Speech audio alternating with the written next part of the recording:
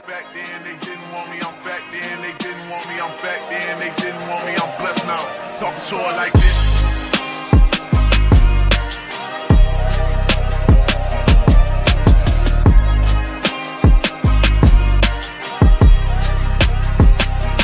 Talking to her like this.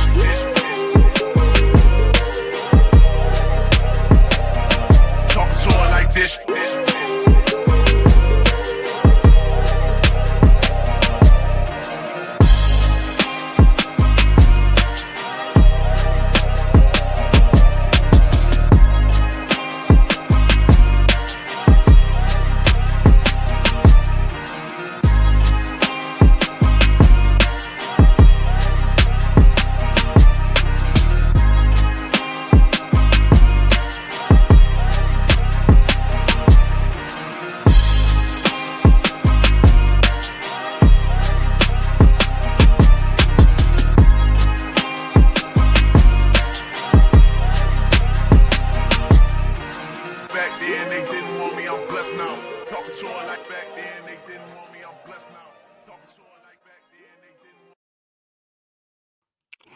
And what is the deal? What is going on? What is happening, Raider Nation? You are back for another live episode here of the Raider Rundown, man. And today we are going to be discussing the multitude of things, man. I got some brothers in the backstage. We're going to be discussing the move for Geno Smith that just happened yesterday, what it can mean, implications. We're going to be discussing free agency. Try to make some predictions where the Raiders could go, what directions they lean in, looking at the draft, man, talking about a multitude of subjects, of course, getting into that coveted Shadur Sanders topic. But of course, regardless, without further ado, man, let's go ahead. Let's play this funky music and let's get the show cracked.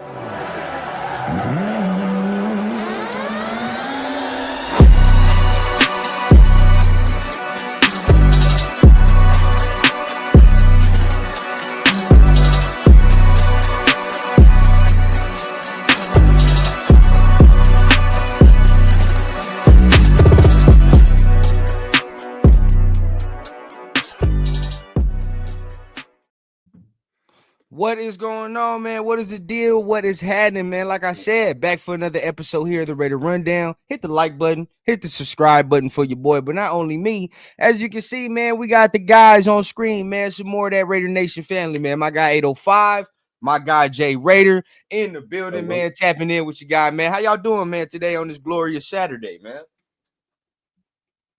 Go for doing it, Jay. doing beautiful. Loving it. It's a great day, man. Blessed to be here. Appreciate you, brother, having me on the show. Appreciate being on with my guy 805 too. We're gonna chop it up. We can talk some good Raiders football today for sure. Man, of course, man. The guy 805, man, been a minute since we've been on screen together, man. So what's going on with you, family? How you doing? It's been a minute, man. I appreciate you. Just letting me come on, share the screen with you guys. You know what I'm saying? Jay, we did something a few weeks ago on your Saturday show. I saw your Saturday show this morning. Checked in a little bit. Man, good job with that. But, man, it's honestly, man, let the news start to fly. That's all I got to say. You know what I'm saying? Yes, sir. Just in the last 72 hours, we got some free agents that we know are walking. We brought on some free agents. We got we got Geno now in the building and how that's going to play out. You know what I'm saying? And so let the offseason begin. It's going to be fun from here on out. But I appreciate you letting me join and chopping it up. Man, of course, man. It's nothing, man, when we got some people that's really about what they talking about, you know what I mean? Really in tune with this football knowledge, man. We got to have these intellectual football conversations. It's a must in the offseason because a lot of things can get skewed. You can go a lot of places. But before we get into the nitty-gritty of it, man, let's go ahead. Let's get to the chat, man. Give appreciation to all my people that's up in here, man. Armando Guzman, what's the deal with you, big dog? Glad you can make it in the building, man. Appreciate you for being here. Make sure you guys are tapping on that like button for your boy, man, 100%. And as we continue, man, my guy Ray Love in the building, man. What's going on, Ray Love? Salute. Raider P in the building, man. What's going on? Me, what's the deal, bro? Appreciate you for being up in here, man. Of course, Shacktown Raider Mike. What's going on, man? Alec M. Yes, sir. The 805 Raider. Hold on now. I got 805 here. I know what we doing, man. Hey, that's the 805 Raider. We're just gonna leave it at that. All right, but yeah, 100%. we're gonna leave it there. Man, my guy Freddie Chavez, what's the deal, big dog? In the building, man. Kilby in the building, man. He asked a question off the rip. We're getting recycled goods all the time, dog. Why? I'm not saying Geno's bad, but he got to fizzle out in a few years. Can we get a QB that's going to be here for 10 years or so? This doesn't exclude the move, bro. This don't exclude that move. I understand what you're saying, but we're gonna get into it, bro. To me, it's it don't exclude what we want, to be honest with you. Silver Smoke in the building, man. What's going on, Silver Smoke? Yes, sir. Raiders fool Chris. What's the deal? Of course, man. Of course, Mater. Welcome Raider back, big dog. From Hawaii. Yeah, facts, man. Hey, he over there living it up, man. He done inspired me. It's time for me to go and get it together. But Raider Dance, man. First time I seen you in the building, man. What's the deal with you, bro? Appreciate you for being in here. Hit that like button for me at the very least, man. But 100% Jason Marshall in here as well, man. Appreciate everybody for being here. Tap on them buttons. But without further ado, man, let's go ahead. Let's get into it, bro. The news, right? That the Raiders are finally, let's say, making a move for a quarterback. We got it last night, right? The Raiders have officially traded for Geno Smith. Right now, we got the news, of course. Working on some details with that. But let's start with 805, bro. I mean, initial reaction, how you feel, you know what I mean? And of course, with all the other details that are breaking, I mean, how's it all culminating for you? Like, how you feeling? Man, okay, so when it first hit, and we talked about it just before we jumped on, right? When it first hit, I had to take a step back and kind of think about this because, actually I dropped a video about an hour ago, just kind of breaking it down, my thoughts a little bit, because on my channel, I go live, love jumping on with you guys, but at the same time, I'll kind of drop videos when news breaks. And first and foremost, if you just think about it just on the surface of it, it improves our quarterback room. Oh, yeah. You know what I'm saying? Yeah. How much it remains to be seen. We'll see just kind of how it fully plays out. Some people think it's a complete upgrade. Some people think that, yeah, he's good, but how much does he truly move the needle based on what his stats were last year? And that's what a lot of people are going to judge him on, because this league is about what have you done for me lately? That's what this league is about. You know what I'm saying? Oh, yeah. And so, I think at the end of the day, I got to see what this contract fully looks like. I got to see what it looks like. I got to see how much are we going to sign him for 3 years, or is he going to be on the upper side of maybe closer to top 10 money, or is he going to be closer to like 17, 18 money? Because it could go either way. He wants 40 to 45. I think if we give him 40 to 45, I'm not going to be happy about it. I think that's paying way too much. That's what he's asking for. But if it drops down to maybe 35, based on, if you look at what the other quarterbacks are paid in the league and the salary cap is going to continue to go up year over year, if we could lock him in for the next 3 years, that's a deal. $35 million, you're now going to be paying him probably 17, 18, 19, ranked quarterback money, which that's not disrespectful. That's not bad. So real quick, just to reiterate, and you can see what your point, right? Like I would think you sitting and you're looking at the Derek Carr sweet spot at 37. Is that where you look? Because Matt Stafford's getting 40. And I'd love to be 35 based on the way the salary cap is going to move. Baker Mayfield's getting 33. And so he's right below Baker Mayfield at 25. So he getting 25, Baker Mayfield getting 33, Derek Carr getting 37. So 35. No, but that's also dependent on just, I don't know what Baker's contract looks like when it expires. I don't know how much longer he's under contract with the Bucs, right? Because we just started off season. So some of these contracts can be restructured like Dax was, next year. Max was the highest paid non-quarterback in NFL history just a couple of days ago. That shit's going to change in the next week. Someone's going to get paid more. You know what I'm saying? And so that's the thing, is that I think as the years go on, depending on how they structure the contract, it might be front loaded to where we can get off of him next year, maybe even in the third year without it hitting the salary cap. Okay, I'm cool with it. If we prepare this year to kind of have his replacement by year 2 and year 3, if we can move off from him by year 3 and there's no effect to the salary cap, then in my opinion, it looks like this is a change of culture move. To where if you just bring in a rookie, then you're kind of stagnant. You know what I'm saying? Like you're going to try to develop that rookie. You're not trying to win right now. You're trying to develop somebody. To me, this feels like our best shot at winning now. So, Yeah. But again, still need to see how free agency plays out because you got to help him. You got to surround him. You need to build pieces around him. How free agency plays out, how we work the draft, and how this contract is going to be structured. I think until we kind of see that, then I'll get a really good sense as to what this move means because it's all a puzzle. Right. How does the puzzle fit yeah. together? You can't just take it piece by piece. You got to look at all the angles to really figure out, okay, what's the overall plan, and does that plan actually look good? So, like on the surface, I do think this is a win now move, in my opinion. Yeah, 100%. I mean, if you're looking at that, and I definitely have some thoughts about where we go, definitely after sleeping on it. But Jay, go ahead, man, take it away, bro. I mean, let's hear from you first. After sleeping on it as well, how you feel? I feel cool about it. I'm good with the 1 year, bring him in and drafting a quarterback, putting that quarterback behind him. But now I think we were talking about it last night, where the reports are coming out that he's looking to go ahead and extend into a multi-year thing. I don't know about that. I don't see it. I hope it doesn't happen. I think a 1 year is just enough, and then we go ahead and just part ways. But what it's looking like more and more is that he's probably going to be here for the next at least 2 years, or at least as long as Pete's here, he's going to be this. That's kind of going to be his tenureship. I don't know how that equates where we draft Shadur or Cam or Dart, one of those top three, and then we just have him sit the whole time. Because if we're looking to pay this man anywhere from like 30 to 35 for the next few years, I don't know. I just don't see it. Yeah, that's my take on it. No, 100%. I mean, and you got to feel how you feel. Like, and so for me, right, like when I look at the quarterback contracts and who's getting paid what and whatever the case, like it's always going to go by the dollar amount. I believe he's better than Derek Carr right now. I believe if you're talking about Baker Mayfield, I believe he's in it. You're going to clump them together. I believe you put him and Baker in the same clump. I'm not even going to cap to you. I mean, I feel it's the same thing.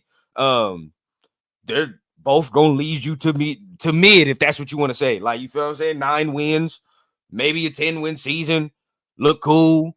But in all honesty, if I'm looking at Derek Carr make 37 and I'm looking at Baker Mayfield make 33, if I was Geno Smith and I'm only making 25, I'm going to want to upgrade based off the way he's played over the last 3 years. Now, I know these numbers are misconstrued and all these things, but somebody tweeted something, and apparently, over the last 3 years, him and even Justin Herbert got comparable ass numbers and wins over the last 3 years. Now it's skewed because Geno done been in the league for a minute, but at the same time, we're looking at his Seahawk tenures when we're like, all right, yeah, this is when he started to get better. And over the last 3 years, he's actually been comparable to Justin Herbert, if you want to say, with stats and all these other things. Now, my whole thing, just to end it off on my tangent, bro, I get where people are like, it's not going to move the needle. Man, he makes us a wild card team. He makes us this. He makes us that.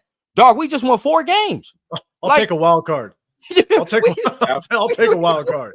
We just won 4 games. Like, some people don't hear themselves when they say these things. They're like, dog, oh, man, he doesn't do anything but make us a 9-win, maybe a 10-win team.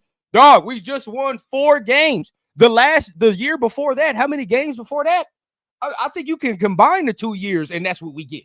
If we're talking about wins, dog, like, come on, man. Like, we haven't seen a wild card game in how long were we like, oh, we might be able to pull it out, get a shot. You feel what I'm saying? Do something. Come on, bro. I'll take a wild card in Pete Carroll's first year, bro. We have to stop this. Oh, man, I want to go to the Super Bowl. Dog, we weren't going to the Super Bowl before Geno Smith anyway. Even if we would have got Matt Stafford. Yep. It's not look, I think you can. There's an argument to be had that you can turn things around fairly quickly. You look at Washington did, right? But here's the thing: is that Washington is kind of an outlier. It doesn't happen all the time. You know what I'm saying? To put that expectation out there based off of our history, I know. We have dug ourselves such a big hole. Yep. Through all the drafts over the last 20 years, is that we need to gradually kind of work or have the expectation that we're going to gradually work ourselves out of it. I mean, shit, if we end up with an 8-win season next year, that's a win. It's a dub That's for a me. win. I'm good with that. Based off of all the pieces that we still need. We're not one piece away. Yeah, you know what I'm saying? And so, look, you know, I see some comments that are saying like Geno, you know, he sucks. He's not very good. Last year, Geno had one of, if not the worst offensive line in the game. Oh, 100%. 100%. He had a horrible offensive line. The running game struggled. They fired his offensive coordinator. He had a new offensive coordinator, and he got fired at the end of the season. And so that has to account for something. And he still threw for 4,000 plus yards. Now, mind you, the touchdown to interception ratio wasn't good, and I understand that. But if you look at the body of work that he had, he's a clear upgrade. Now, again, to know exactly, now I guess we could talk about the draft compensation that we gave up, but to know exactly what this trade really looks like, we got to figure out what this contract ends up looking like. Yeah. I mean, I don't want to overpay the crap out of him, but if we give him that 35, but we can exit out of this contract by, let's say it's a 3-year. Right. You know what I'm saying? If we can exit out of that contract in 2-3 years and move on from him, and we've kind of prepped to his successor, okay, cool. Then you played your cards right. We got the win now quarterback. Again, may not be Super Bowl, but I think it changes the culture and it changes the expectation that we're here to compete, not necessarily this is going to take a shit ton of time. And so 100%. That's kind of what I feel like this is. But again, got to see what the contract looks like. So can I say this real quick before you go too, Jay? Because I want to bounce it to you. Yeah. But when people give me the mid conversation, right? What did we watch Kansas City do before they got Mahomes? I mean, at the same time, yes, right? Like they weren't winning Super Bowls, but they was whooping our ass with Alex Smith. They was going to the playoffs with Alex Smith. They built the culture of winning with Alex Smith before they said, all right, bro, we're in a position. Take this dude where, and if you start Patrick Mahomes would be what he is right now, you're fucking lying or whatever the case, bro. But either way, right? Let's take this dude where it was kind of scrutinized at the time where they took him and they was like, why the fuck are you taking this dude? But we have the stability now. We have the infrastructure. Andy Reid is here where we can go ahead and take this dude. We've won. The team is here. The team knows how to fucking win. So if we insert this young dude, bro, and now the rest of the team can help carry this dude when he's ready to carry the rest of them. So that's like, just for me, bro, we literally have seen teams do it. I don't know why we're so bullish on, man, it's Super Bowl or bust. Like, come on, bro. Like, be real with yourself. Can I just ask this question and then Jay, go for it? My question is, if we think Geno Smith is mid, let's say you got him ranked as a 16th ranked quarterback in the league. Let's just say you match him up with one of the better offensive minds in the league now. Chip Kelly, we know he can run offense. Oh, yeah, no doubt. At a minimum, that could potentially improve Geno Smith to maybe a 12, 13 ranked quarterback. I'll take that all day. If Chip Kelly can do some work with him, improve his game a little bit, and now you can improve him to around a 12, 13th ranked quarterback. You give him some weapons to work with. He could scratch at least being in that conversation where he's that maybe 10, 11, 12th ranked quarterback. Yes. $35 million a year with an exit at the end of his contract. Okay. Now I kind of see what the plan is overall. So I'm just kind of throwing that question out to the chat because honestly, I think Chip Kelly has to be considered in how well Geno Smith could potentially play. 100%. Compare those two. So yeah, Jay, go. Yeah, and I said yesterday on the show with Run is that before they made this move, because mind you got to remember you gave up a third for Geno before even that was even put out there. I know they got together to ask Chip, hey, I want to bring in Geno. What do you think about him? What do you think about him in this offense? Do you think he can execute this offense? You know, and obviously the answer was yes. Can he progress? Can he be better? The answer is probably yes, right? The blessing had to go through Brady, and then here we are now, right? Everything had to go through like a checks and balances type of thing this is definitely Pete's pick, but I mean, this pick was made for the intents of purpose of it's a win now mode. This is the best person that they feel that's going to be able to go ahead and get us into contendership. And I'm talking about Super Bowl. I'm talking about just being a contender in the AFC West, right? You got to Yeah. compete against Mahomes. You got to compete against Herbert, Bo Nix, but you don't beat Mahomes by another quarterback. You build that. You do that through a defense, and that's what we're doing. We have key pieces in defense, and it looks like we're going to build that out even more, right? And it's So, like, and I didn't mean to cut you off, Jay, my bad. you're But good. You're good. really, like, you're looking like 805 is saying too, component piece, right? As we continue to fill out the team and see what it looks like, the draft is still here, free agency is still here, and I mean, by all intents and purposes, I do want to say this is a great point. Why are people discounting the fact of Chip Kelly? Like, when we got Chip Kelly, everybody was excited. They're like, oh, okay, well, now we got an offensive mind. But now when you get a quarterback that I believe is in that top 15 range, 16, maybe 17, if you want to say all that. But like you said, the game can be elevated. And quick last point, and I gotta see what exactly it is. But I believe the college system that Geno Smith ran at West Virginia is very similar to what Chip Kelly can run with his scheme as well. So there is some familiarity with how Chip likes to do things and how Geno likes to attack defenses. There are some components there that can be taken advantage of. But don't get twisted. Like Geno, he can still slang the rock. Oh, hell Book yeah. still throw. Yeah. You know what I'm saying? And so he still got it. Yeah, he's on the older side. Don't get me wrong. But he could throw the rock. And a good example is you have to take into consideration what coaching can do. Very good example. Look at Robbie Leonard. Look at Robbie Leonard's been at what he's been able to do with Caleb on Chase on, right? Once people said he should have been out the league, but at the same time, Robbie Leonard's been able to kind of revive Caleb on Chasen's career. You know, you look at what Kevin O'Connell did with Sam Darnold. The amount of people that thought Sam Darnold was absolute trash and wanted nothing to do with him. Look at what he's been able to do. So Biggest you got to take, out there right now. yeah, you got to take coaching into consideration. Now, I'm not going to say it's going to move the needle to where all of a sudden, you know, he's not going to make Geno Smith the number one quarterback in the league. I'm not saying that. But I'm saying if you put Geno as a mid quarterback, you got to compensate for what Chip Kelly could potentially do. And that can kind of move the needle a little bit and help him get to maybe that between 10 and 12th ranked quarterback, what he showed just a few years ago. So, you know, it's just taking coaching into consideration because that could play a massive role. And we see it across the league all the time. Yeah, 100%, man. Anything you want to add real quick, Jay, before we move on to the next topic?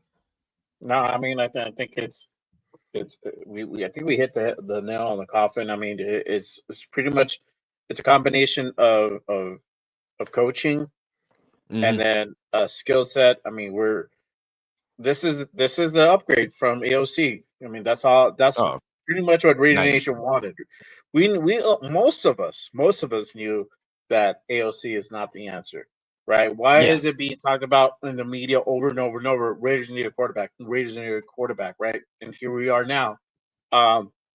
Somebody that wasn't really on my radar to begin with, and then that was literally slightly talked about, and then boom, here we are now.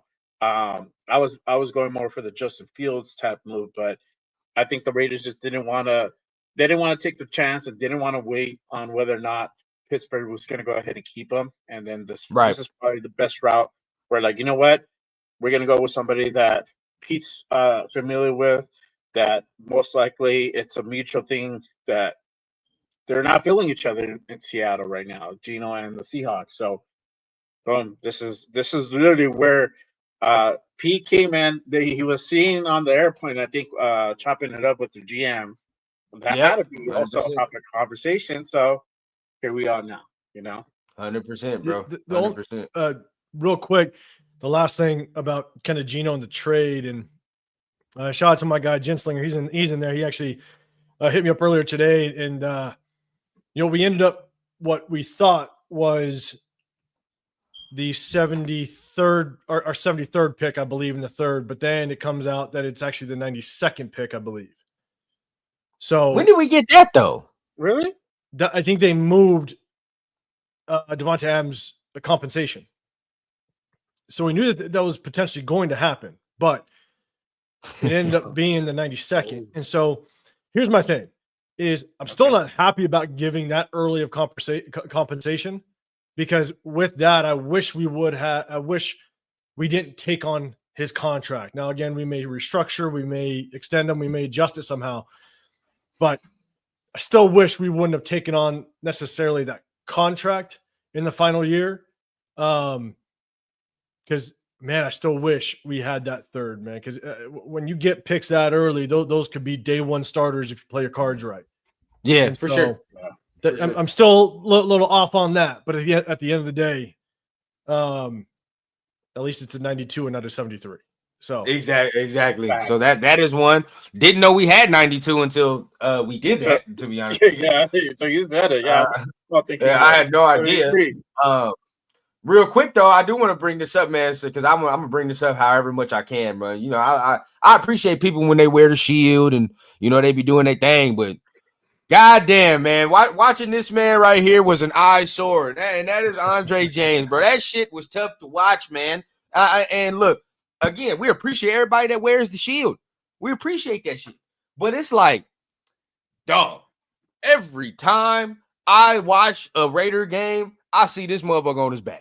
I'm like, why am I seeing this man on his back consistently? There's another person that we got to be talking about on the offensive line, but right now he gets grace for some reason. But one of the issues that I felt like we really had, Andre James, bro, and immediately I knew the front office is making moves because these motherfuckers is making smart moves. Where we're like, finally, we're not just keeping people on the roster. We see they not producing. So, Jay, start with you, bro. How do you feel about Andre James when we saw this? I mean, I'm happy about it because if we're not doing this, we're pushing him to guard. Because anybody within their right mind that has at least some football type of IQ knows that JPJ is the better center out of the two. We saw that during the year. It was self-evident. So for them to go ahead and do this move, I applaud it. I think we save around anywhere from like 6 to 8 on the cap. I'm not sure. I got to go back and check the numbers now, but we do save something with this cut. So hey, thanks for the service. Appreciate you playing, but it's time to move on. So I'm happy with it. Yeah, it's on to the next one. I'm right there, man. Raiders, Chris, man, it ain't blasphemous. The Lord hears all prayers. You see how this shit go, man. Hey, he don't discriminate. We got to go, man. Hey, but 805, man. Let us know, man. How you feel, man? Break it down for us. I loved Andre James. No, it's not believable. It's not believable. Hey, no way. Yeah, Andre James is just bad. Like he had his feet were horrible. Run down, Jay. I think you kind of tap in sometimes. You check in with us, and we break down film during the week. Mm-hmm. And my biggest thing is he had horrible feet. He could not get his hips in the right position. His eyes were horrible. He had horrible eye discipline. I mean, there was so much. Like 2023 year, he was decent. He was okay. But something fell off last year that I don't know what happened, to be dead honest with you. I mean, he just regressed big time, which was disappointing. But based on how he played this year, I don't know how you move on from him, given the fact that JPJ can be the instant replacement. So I'm stoked to have JPJ. And, when a rookie basically pushes you out of your position, you're going to get your ass pushed off the roster. So 100%. That's kind of what happened. So, yeah, hey, good luck to him wherever he goes, but it ain't going to be here. 100%, bro. Like for me, I can't watch my center be probably, our weakest link. Like I just don't like when to me, that don't feel right. Feel what I'm saying? Like when your center's your weakest link. We watched Rodney Hudson for a number of years. Feel what I'm saying? Like we've had one of the greatest centers in everybody say NFL history. You feel what I'm saying? We've had some good centers. We've had some good offensive linemen, bro. Like I cannot watch my center be one of the worst at on the line, bro. It just don't work like that. Now, immediately when JPJ got into it, like y'all saying, bro, like we saw the difference. The nastiness was there. Now you see in the middle, bro, like we're tossing people now. You know what I mean? Like we're tossing people, and the two guards got to get in line, which is why I continuously say, and I kind of want to get your thoughts on this 805 too.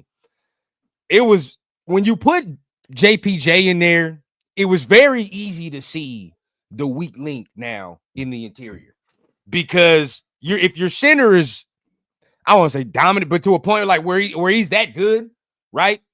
And now you can kind of see where he has to overcompensate for certain things, in my opinion, bro. Like I felt like he had to overcompensate for Parham like a lot last year. Where to me, it was surprising where Meredith was really holding his own, in my opinion. So it's like I feel like Parham needs to be replaced. I know, we might not do it now, but something tells me, bro, he just not the right fit in what we need in type. But I mean, how do you feel?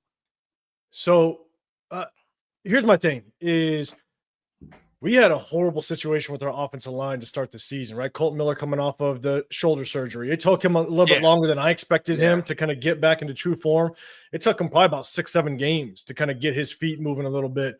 JPJ that was in concussion protocol for what the first 3 games, which that was tough.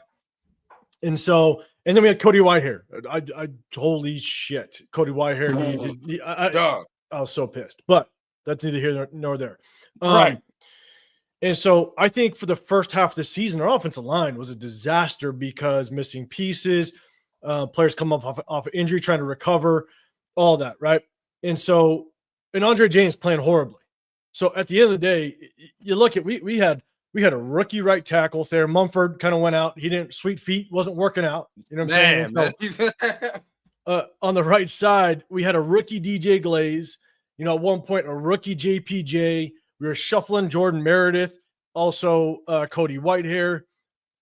Parham just is not very good at all. I mean, Parham knew the assignment the last few games, and I swear to God, he was missing blocks on purpose. I mean, it was just like he knew we had to lose a couple games. And so it was just when it comes to offensive line, as much as your center is the quarterback of the offensive line, right, you're also only as good as your weakest link. And because 100%. We had some massive holes like Andre James, like Dylan Parham, it just didn't work out. But once we had that continuity, once we had JPJ at center, Dylan Parham was Jordan Meredith was finally solidified at that left guard spot. Colton Miller was looking pretty good. DJ Glaze, as we started to see him later in the season, started to progress and do well. The only weak spot was Dylan Parham. And because they were starting to get some continuity and some consistency with one another, I think that's when we started to see some success. But also at the same time, we also started to see Michael Mayer come back, which I think was truly our run blocking tight end. We were shuffling in and out practice squad tight ends as the main blocker, which no one can survive with. And if you guys remember against Cincinnati, 3 offensive linemen went down in the same game. When's the last time you saw that? So we kept shuffling guys in and out. So it took us until the second half of the season to really start to get some continuity with that offensive line. And then all of a sudden we started to see some improvement. And so Dylan Parham, I think, needs to be our backup. He can play center. He could also play both guard positions.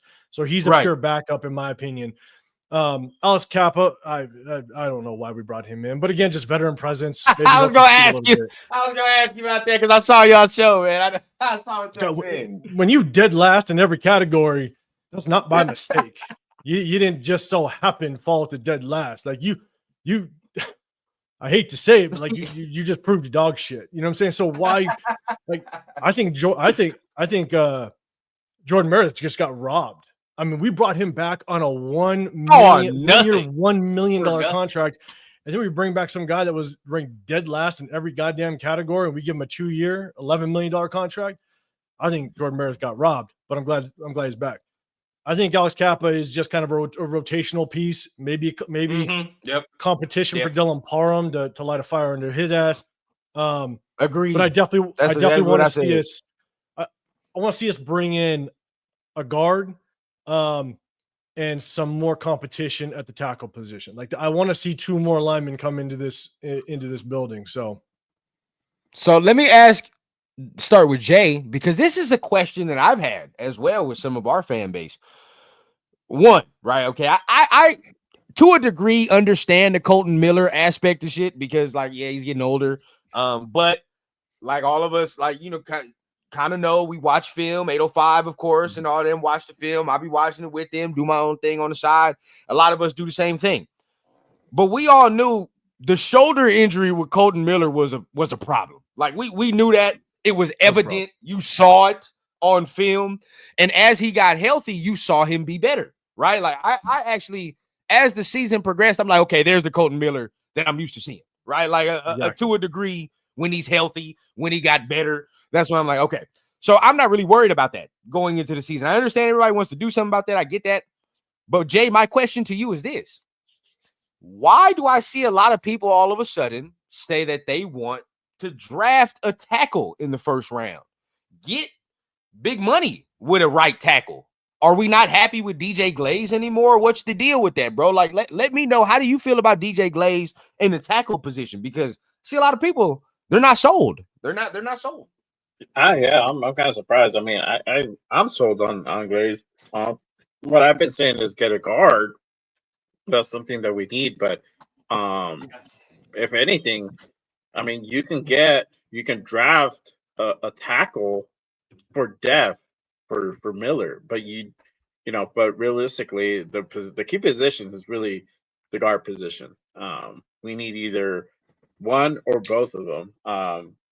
And you don't have to go ahead and use top draft picks for either one. You could use maybe one, but the other ones you can go ahead and get either 5th or 6th round. Remember, we got like 3 6th-round complimentary picks that is coming to us. Unless something changes that I know of, but we should still be able to go ahead and get something. I mean, Colton Miller, yeah, he had that injury, but I still feel that he was still able to go ahead and provide some protection. I don't feel that we need to go ahead and just like utterly replace that dude entirely. Definitely go ahead and draft for depth, for development. But to replace him, I think he's good. I mean, honestly, the guard position is really where I feel the need is at. Right. And shout out AR in the chat, man. Appreciate you for being here. Multiple people, have came to me with Mimbu. They like Mimbu from, I believe it's Missouri. I've heard some people say, I like Will Campbell to a degree, because they want to fortify the offensive line and they think, that's what we got to do. But for me, bro, I like Glaze. I mean, I like Glaze. Thayer is to me, I'm not going to say Thayer's, oh my God, he's a top tackle, but like when I knew Thayer couldn't get his spot back from Glaze, I'm like, he's at least better to a point than what we've had. You feel what I'm saying? Like, Thayer could not get his spot back. Thayer got injured, came back from the injury, and it was the same shit like Andre James, bro. He could not get his spot back because Glaze was playing that much better than he was. So I think I'd give him another year to jail, bro. I like the continuity in there. I like how young our offensive line looks with him and JPJ Meredith. I believe he's a little mid-age, but he's not that old. He's whatever. Colton Miller looks like the older statesman right now, but even in tackle age, he's not fucking elderly. You know what I mean? In tackle age, I don't think he's elderly in tackle age. So I think, again, like y'all are saying, bro, you get a guard in the draft or whatever the case. I feel like we're rocking and rolling. We moving. You know what I mean? There's a couple guards I like, but 805, take it away. I like DJ Glaze because what he showed towards the tail end of the second half of the season is that he improved on what people knocked on him when he came out of college, right? He was a damn good pass protector.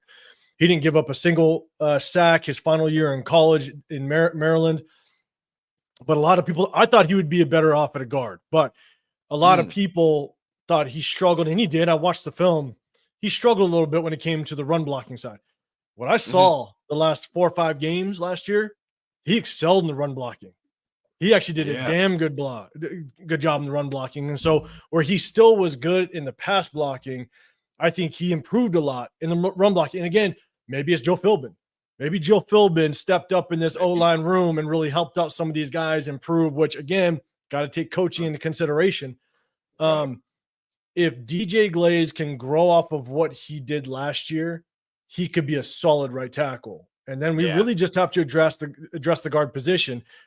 Realistically, man, I wish Trey Smith would have been available to kind of be a splash in free agency. I'd love to put a veteran guard between DJ Glaze and JPJ and help them with their development to grow into the league.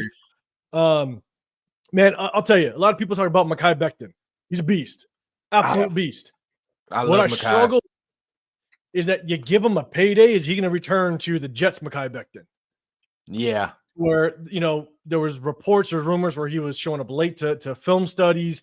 He was showing, I don't know what kind of attitude he's going to have if he gets that big payday. I have no clue. I could be completely wrong. I'm not saying he's going to fall off. I'm just saying because he didn't have the best work ethic prior to going to the Eagles. And look, the Eagles had a hell of a surrounding for him. Lane Johnson, Kelsey was still involved in that entire, locker room, even though he wasn't necessarily on the team. Like, he had veterans surrounding him to check his ass. Not sure we have so much of that here. And so I'd love to see us bring in a veteran. I gotta look a little bit more to see what type of veteran we can bring in to be that guard position, but I'd love to have a veteran there. If not, then maybe we address a guard position fairly high in the draft with the one kid that I like, which I think he does a chance at falling to second, is that guard from Arizona, Jonah Savainea, the Samoan I've seen kid. a lot of people talk about him. I've seen a lot Plays about tackle, but you could bump his ass down to guard, and he's an absolute beast. Yeah. So, he's got, you know what I'm saying? Like, I'm massive in building the trenches, but that's my thing is that if DJ Glaze can thrive off of what he did last year, and we can just bring in a guard, veteran guard, I think Colton Miller stays, and you keep this line intact, and maybe address, because we have so many needs, address the offensive line, maybe a left tackle position in next year's draft. But yeah, that's just me. I'm 100%. Like, for me, another guy I do like, right, but he's fairly high, right. If anything, he's gonna be like an early second round. That Gray Zabel, I love Gray Zabel. If he was to slide somewhere around that second, I'll take him. The Ratledge, I believe, from Georgia. And quick shameless plug, man. I got an episode releasing tomorrow with my guy Raider Trey. We get to breaking down some Georgia prospects because he's a Georgia fan, big Georgia fan, Raider fan too. But we break down some Georgia prospects, and Ratledge is one of the guys he likes. Hey, I saw that mullet. I was sold. Shit, I like my offensive lineman with a little bit dirty in him. I like that. Yeah. So I saw that. He got some nasty to him. So there are some guys in the draft that I do like. I just feel like really it's the guard. I just feel like if we get one solid guard to come in here and he plays at that level, where our offensive line is solid. I really do feel like they're very solid. And there's some prospects later in the draft. One guy that's on my radar is Joshua Gray, the guard from Morgan State. I like what he showed not only on tape, but I think on combine he showed well. Also, a guy that plays tackle but could possibly bump down to guard. Again, you could probably get him in maybe 4th round. Donovan Jackson. Right. He's a big boy, 6'4", 320. Ohio State, right? That's Ohio State. Yeah. Okay. Yeah. And so, there's some guys later in this draft that we can prioritize to come in and not only compete for the starting position, but again, I'd love to see a veteran, somebody that can help with JPJ and DJ Glaze development. I'd love to see that, but I definitely think we got to address the guard position. I'm 100% on that's perfect world, because definitely the veteran is perfect. Another guy, I don't know, 805, me and you, we can go for hours on that, but I think it's NC State. Damn, what's his name, bro? And he's getting at me because I saw him during the Senior Bowl and I got him on my notes. Hold on, give me 1 second, because this dude, I was messing with him. Anthony Belton. Anthony Belton from NC State is another guy. He plays tackle. Where I would like to see if I saw him in the Senior Bowl. They switched him into guard. He did some good things. He's a big boy, isn't he? Yeah, real big dude too. He got some versatility to him. He did good that week. He opened my eyes up to watch more on him after that. So he's another guy that I would definitely tap in with if you're talking about later round guys too. Get into that. Well, I see Leo in the chat. What's happening, Leo? Oh, nah, man, not my guy, man. What's the deal, big dog? What's the deal? So now, man, we moving on to the next topic, man. Next little thing, which is free agency, right? Which is coming up on us quick. That's 24, 48 hours, bro. We should we should start doing something by tomorrow. Honestly, I mean, they say the legal tampering period begins on Monday, but honestly, they're talking probably now and. Things are being people like it's. Oh yeah, it's already happened. There's no such thing.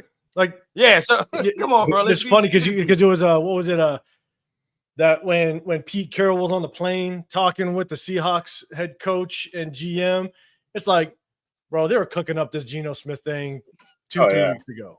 You know what I'm saying? Like now we know. Got it. So and this is the funny thing, like people, yes, they conduct themselves with a certain level of business and things of that nature, but like sometimes some of these conversations go down just like how we talking right now. Hey, how you think about trading for Geno Smith? I don't know. I might take a third for it. I don't know. I gotta sleep on it. Let me think about it. Like, what do you think? Week later they call me like, you know what? Yeah, I slept on it. You might as well. Yeah, I can do it. And it happens, bro. Like sometimes that is how it happens a little bit to a degree. But free agency, we're getting into it. Give me a wish list, man. Give me some wish list, bro. 805. Let me start with you, bro. Where are you at? The wish list of some players that you like. If we talk about our own that we potentially want to bring back, with the Geno Smith contract now in place, or what it potentially will be, I think 100% you prioritize Spillane. I think we bring back Spillane. You don't bring back Spillane. You got this entire linebacker room, and now you're starting from scratch. Now you're trying to find another veteran. You're trying to find someone in the draft. You're starting back from square one. Robert Spillane, you got to give some consideration to the fact that you bring back Patrick Graham. He's going to be able to run that defense from the start. You bring in any free agents that have been outside of this locker room. He's going to be able to teach them, set this example with Max from day one. And so he's going to wear the green dot. That's got to compensate for something. And he balled. Absolutely. I think Spillane deserves to come back.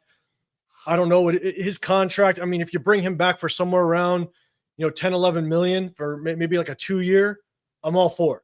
Bring him back and maybe we draft his replacement next year, whatever it may be. But I think you bring back Robert Spillane. I'd love to see us bring back Adam Butler. I understand this D tackle class is deep. I understand it. I know a lot of people are high on Mason Graham. There's a lot of D tackles that I like. There's even a young kid that's currently on our roster, which is Jonah Laulu, which I think balled towards the tail end of the season.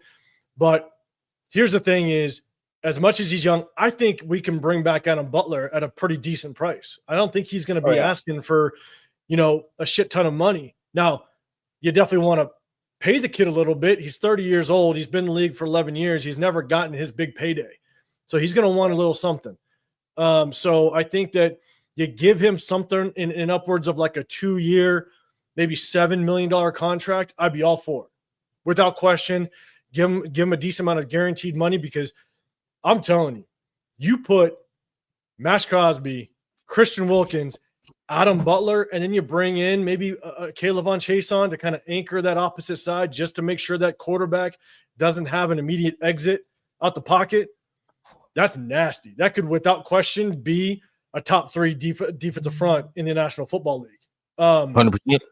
And I'm all about prioritizing the trenches. Now, the one guy that, now that we signed on Geno Smith, the one guy that I was very high on, but now I'm kind of willing to walk away from, because I think you can get some talent in the draft. You could also bring in somebody else that could possibly match Patrick Graham's system, not as good, but enough, is Trayvon Merrick. I think we move on from Trayvon Merrick. As much as I like him, as much as I think that he plays extremely well in Patrick Graham's system, we did bring on Isaiah Polamau, which I think is going to ball. I think he's going to do a very good job. Good signing. I think that's the guy you walk away from. And I'm telling you, you have that front four come after Patrick Graham, Patrick Mahomes, after Bo Nix, after Herbert. That is fucking nasty. Like, 805. Now you're talking too much sense, man. You're talking too much sense. Like, I don't want a lot of question marks, as opposed, like, as much as you bring in a rookie, there's always a risk with a rookie. And so if we want to be competitive now, and the Eagles didn't paint the playbook, right? We did Christmas Day last year. Like, we understand how to beat Patrick Mahomes. You got to get after him.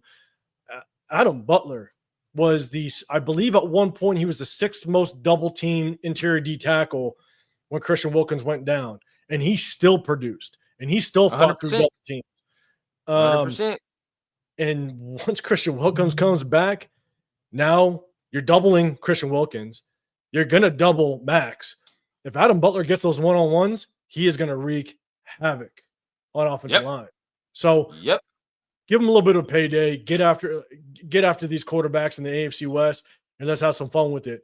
And then you let Trayvon Merrick walk. As much as I like him, I think you let him walk at this point. So that's who I would want when it comes to our own free agents. And we brought back Jordan Meredith, so I'm cool. So we're good. See, look, hey, and somebody was like, man, you gotta tell 805, man, you gotta get him mad, man. Tell him Jordan Meredith is his ass. But I was like, damn, I will say that, but then that's disingenuous because I like Jordan Meredith. So I can't even say it. I fuck with Jordan Meredith. But man, hey, see, look, 805 laid it down, laid the blueprint, gave us the bricks, right? So, Jay, if they're hearing that, where would you take it in your mind, right? Like, who are you looking at?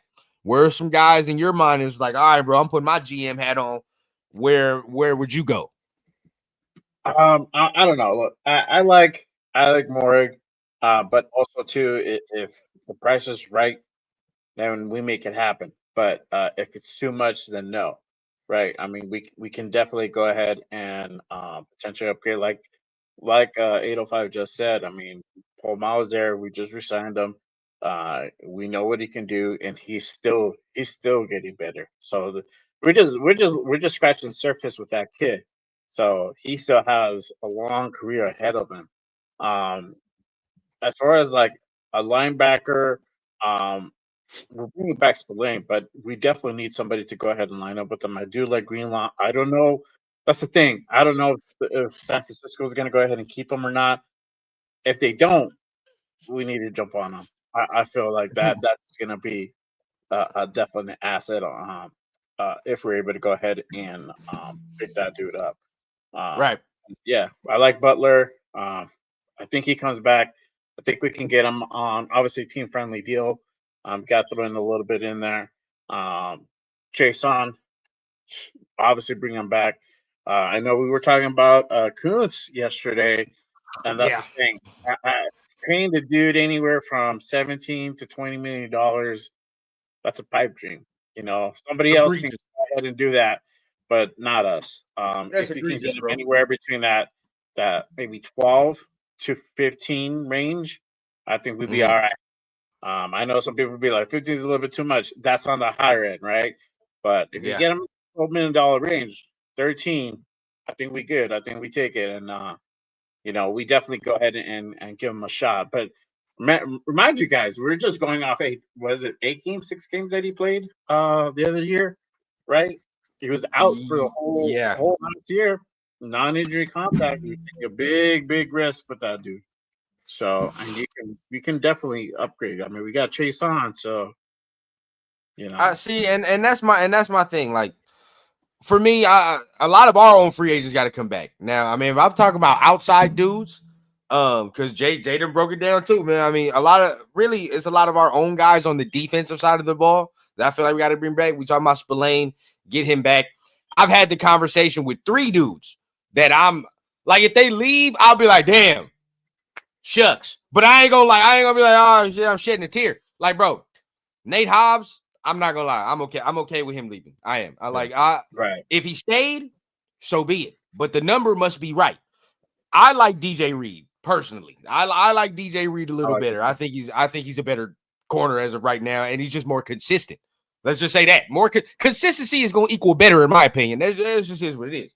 So, cool, whatever. If you want to bring Chase on back, I understand, but that's 17. If he wants anywhere from $15 to $20 million, bro, I cannot do that with him. That is way too egregious. I understand he gave us them 8 games, and them 8 games were spectacular. This motherfucker looked like prime Lawrence Taylor in the 8 games. I understand. I get it. But it's 8 games. I get it. Yeah. But it is 2 years ago. And I cannot pay him $15 million based on 2 years ago. I cannot do that. That's a lot. That's a lot of bread. That's a lot of bread. Now say this, right? If we work out a deal with that and he's like, all right, you give him like 13, something like that, fine. Because if you want to sweeten the deal, if you want to say we're going to take care of him, that's whatever, bro. And then you're not bringing back Hobbs, sure. Butler's going to be cheap. You got to do that. That's a no-brainer in my opinion. You got to bring back Butler. You got to bring back Chase on. No-brainers. Trayvon is the interesting one because I didn't know if he was going to be with that 805. And me personally, I've continued to say, well, let me know because I've had this discussion, right? Mm-hmm. You can definitely we have this discussion. I know Trayvon, we like Trayvon. Prior to the season, he was not doing what he was doing to end the season off to make us like him, right? Like he was closer to the line of scrimmage, closer to the box. Now he was doing different things. Prior to that, we were using this man as a deep third safety. And a lot of us were like, bro, before this season, bro, a lot of people were like, he's okay. You know, like if we re-sign him, whatever the case. Now, all of a sudden, he's the hottest commodity since sliced bread. So now it's like, all right, now we need to get him. But me personally, I like Isaiah Palomino closer to the line of scrimmage in the box. I just feel like he's a bigger body, makes more plays, more physical when it comes to a point. So where are you on that? Because I feel like now we're going to ask Palomino to low-key play out of position to a certain degree, right? Like to a certain degree, I feel like he's going to have to do certain things that his strength is not there. I would feel like, but you let us know that. This draft is fairly deep enough to where you can bring somebody in that can play the same position that Merrick did. And Isaiah Palomino can continue to play the position that he did last year where he found success. I'd hate to remove him from where he found success. And so if you're okay with moving on with Trayvon Merrick, then you got to find someone that's going to play that same role and not move guys around too much. I guess my biggest thing with Trayvon Merrick is because we brought on Marcus Epps, it was a very good fit to move Trayvon Merrick around because of what Patrick Graham wanted to do with his defense this year.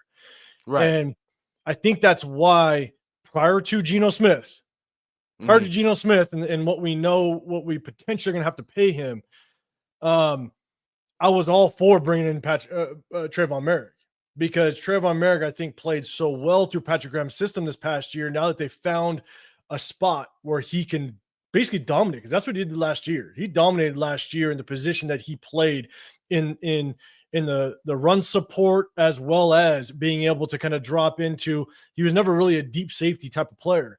You know, he's more of that box type of safety. And so I think Trayvon Merrick could have been that heartbeat of the secondary, that captain of the secondary, and you bring him back. But again, it's like I was saying at the beginning of the video, right? It's the puzzle piece to the whole picture.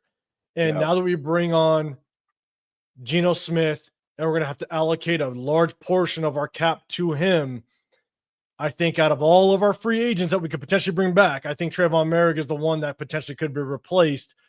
That is not going to have a massive impact. Again, I just absolutely love Adam Butler and what he brings to the table, and you can bring him at a fairly inexpensive price. I think Trayvon Merrick, you walk from him. As much as I think he can completely ball in Patrick Graham's system like he did last year, I think, unfortunately, I'd have to kind of move on from him because, look, he might go somewhere else. He might go to Jacksonville. He might go to I know there's been rumors that the Broncos might want to look at him. He might go somewhere else. They're going to play him in a different position, and he might fall off.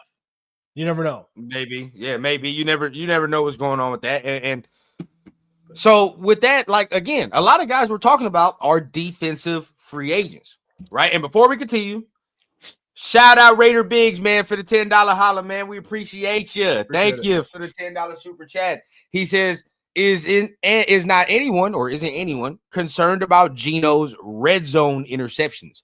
We've struggled over the past year scoring in the red zone. He thinks he is Aaron Brooks 2.0. Aaron Brooks. uh, bringing up the Aaron Brooks name.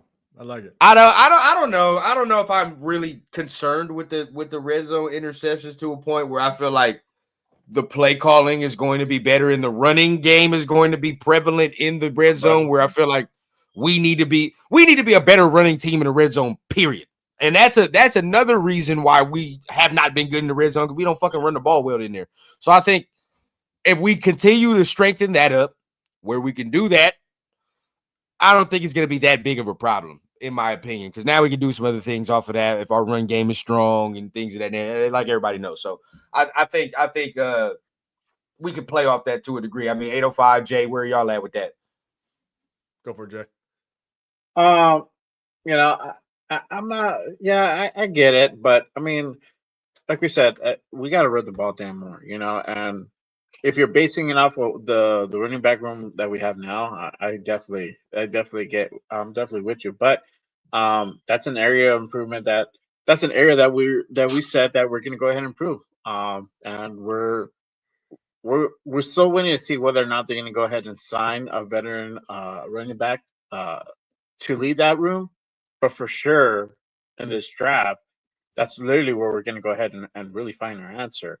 This draft class is so deep at running back. You can get it at different places. I said it earlier in the morning show. You can get somebody in the second round. You can go back and get somebody in the fifth or sixth, and you're still coming up on top. So you know, it's just tweaking.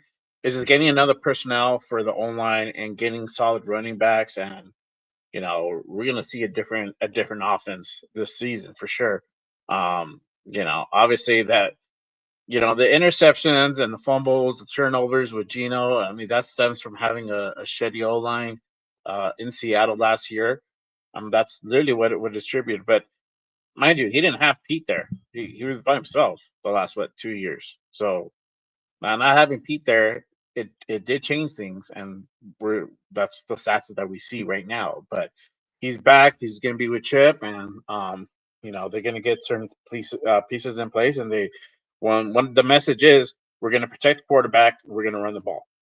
Yep. My response to that is I have to go back. Geno Smith has never really had much of a problem in the Seattle days, especially with Pete Carroll in the red zone, as far as I can remember. Chat, correct me if I'm wrong, but I don't remember Geno Smith having that much of an issue in the red zone. Last year, obviously, he had some issues. I have to go back and watch the film, and that's what I'm going to do. I'm going to watch the film to know, was it necessarily Geno Smith making the mistakes? Was it offensive play calling? You know, I got to see what type of scheme they were running. Jay, you make a good point, right? The offensive line, if you're struggling, that means that there's a lot of times if you have a good run game and a solid offensive line in that red zone, defense is going to have to creep up the line of scrimmage. They're going to have to bring pressure. They're going to have to vacate some areas. And that's when you take advantage of some of the pockets in the defense. And I just don't know with a weak offensive line, is the defense sitting back, you know, potentially, you know, 7-8 in coverage, and now Geno Smith is having a hard time. I got to go back and watch the film. I'm not going to, you know, say whether or not I think it was all him or was it something else. So I'll definitely kind of give you my opinion as time goes on, but I definitely got to go back and watch the game film. And that's exactly what I'm waiting for. You know, I'll be waiting on you, Severe, and all them sometimes. You know what I mean? Definitely see what y'all say, see how y'all break it down. But you know, just also doing my initial research. You know, a lot of people, like, you know, especially a lot of Seattle people, you know, like Mina Kimes, you know, respect it. I respect what she be saying a lot too. I like look, I like Mina. I respect what she says like a lot. She's like that. That's a very good example of, you don't necessarily have to play the game to understand the game. And just shout out to her, man. She is good. I gotta give credit where credit's due. And when I took this into a lot of consideration, when she said yesterday that the amount of pressure that Geno Smith mitigated at his time in Seattle with that offensive line is undervalued. That is what she said. So in her saying that, and a lot of other people confirming that same thing, I'm like, all right, bro, like I can see that. But of course, we have to confirm for ourselves, watch the film and see all these things. But in hearing that, initially, you're like, all right, these are respected people that are like, yeah, no, dog. Like, if he has better protection, if the Seahawks knew what they were doing in better spots, he would be even better than what is being showed. Before I continue real quick, and we're going to keep going, we got a $5 holler in the building, man. Appreciate you from Mark Carbone, man. $4.99 for the super chat. Appreciate you. Thank you, dog. He says Merrick finally started to shine second half of the season, but totally replaceable. What are the thoughts on Chris Smith? Dude was a dog at Georgia. For me, and then I'll let 805 take it, and then we let Jay take it. I liked Chris Smith coming out. It was always the problem with the athletic traits. You would say, like, he ain't got the top end speed or the athleticism you're looking for. And I've kind of been disappointed he ain't found his way on the field. But seeing as though, like, they haven't even, I mean, we've had some injuries at safety too, and he still hasn't found his way on the field. They signed Harper from the Chargers, undrafted guy, and he came in and played, and it's been a lot of these things, bro. So with Chris, I've been kind of disappointed. I feel like they'd probably look at a different option, you know, if it came down to it. I mean, what about y'all? For me, when you see Chris Smith actually get some playing time in preseason, because he does not get work during the season. He doesn't at all. He doesn't get any love during the season at all. And I'm sorry, like, if you're not stepping foot when we bring in, you know, whether it be practice squad guys or we bring in, you know, some very low end free agents, and now you're getting some playing time over Chris Smith, man, you're just not impressing. And so it worries me. Yeah, like it's hard for me to say. As much as he did well in Georgia, I think that he was, in my opinion, I felt like he was a little raw coming out of Georgia, so he definitely had some things to work on. But to me, it feels like he just hasn't been able to just take advantage of being able to, you know, work with some of our defensive backs coaches, and work against some of, you know, the receivers that we have, to be able to improve on his skill set. And, you know, like, I don't know. I can't say whether or not is it just not clicking? You know what I'm saying? Like, you get your reps. You're going to get reps in practice. Yeah. And are you just constantly getting exposed to the point where we're looking for replacements every year? So that's what I'm saying, bro. You bringing guys off the street, and they're playing before you. So it's like, I don't know. Yeah, there has to be something in practice. There has to be something that he's showing that they don't trust him. That's what it boils down to. I mean, why do you think that people were hesitant on starting Ritter? I know when we got Ritter, I was like, we gotta start Ritter. Start him. Yeah, but why? Why? I mean, this dude was off the practice squad. There's a reason why he's on the practice squad in Arizona, right?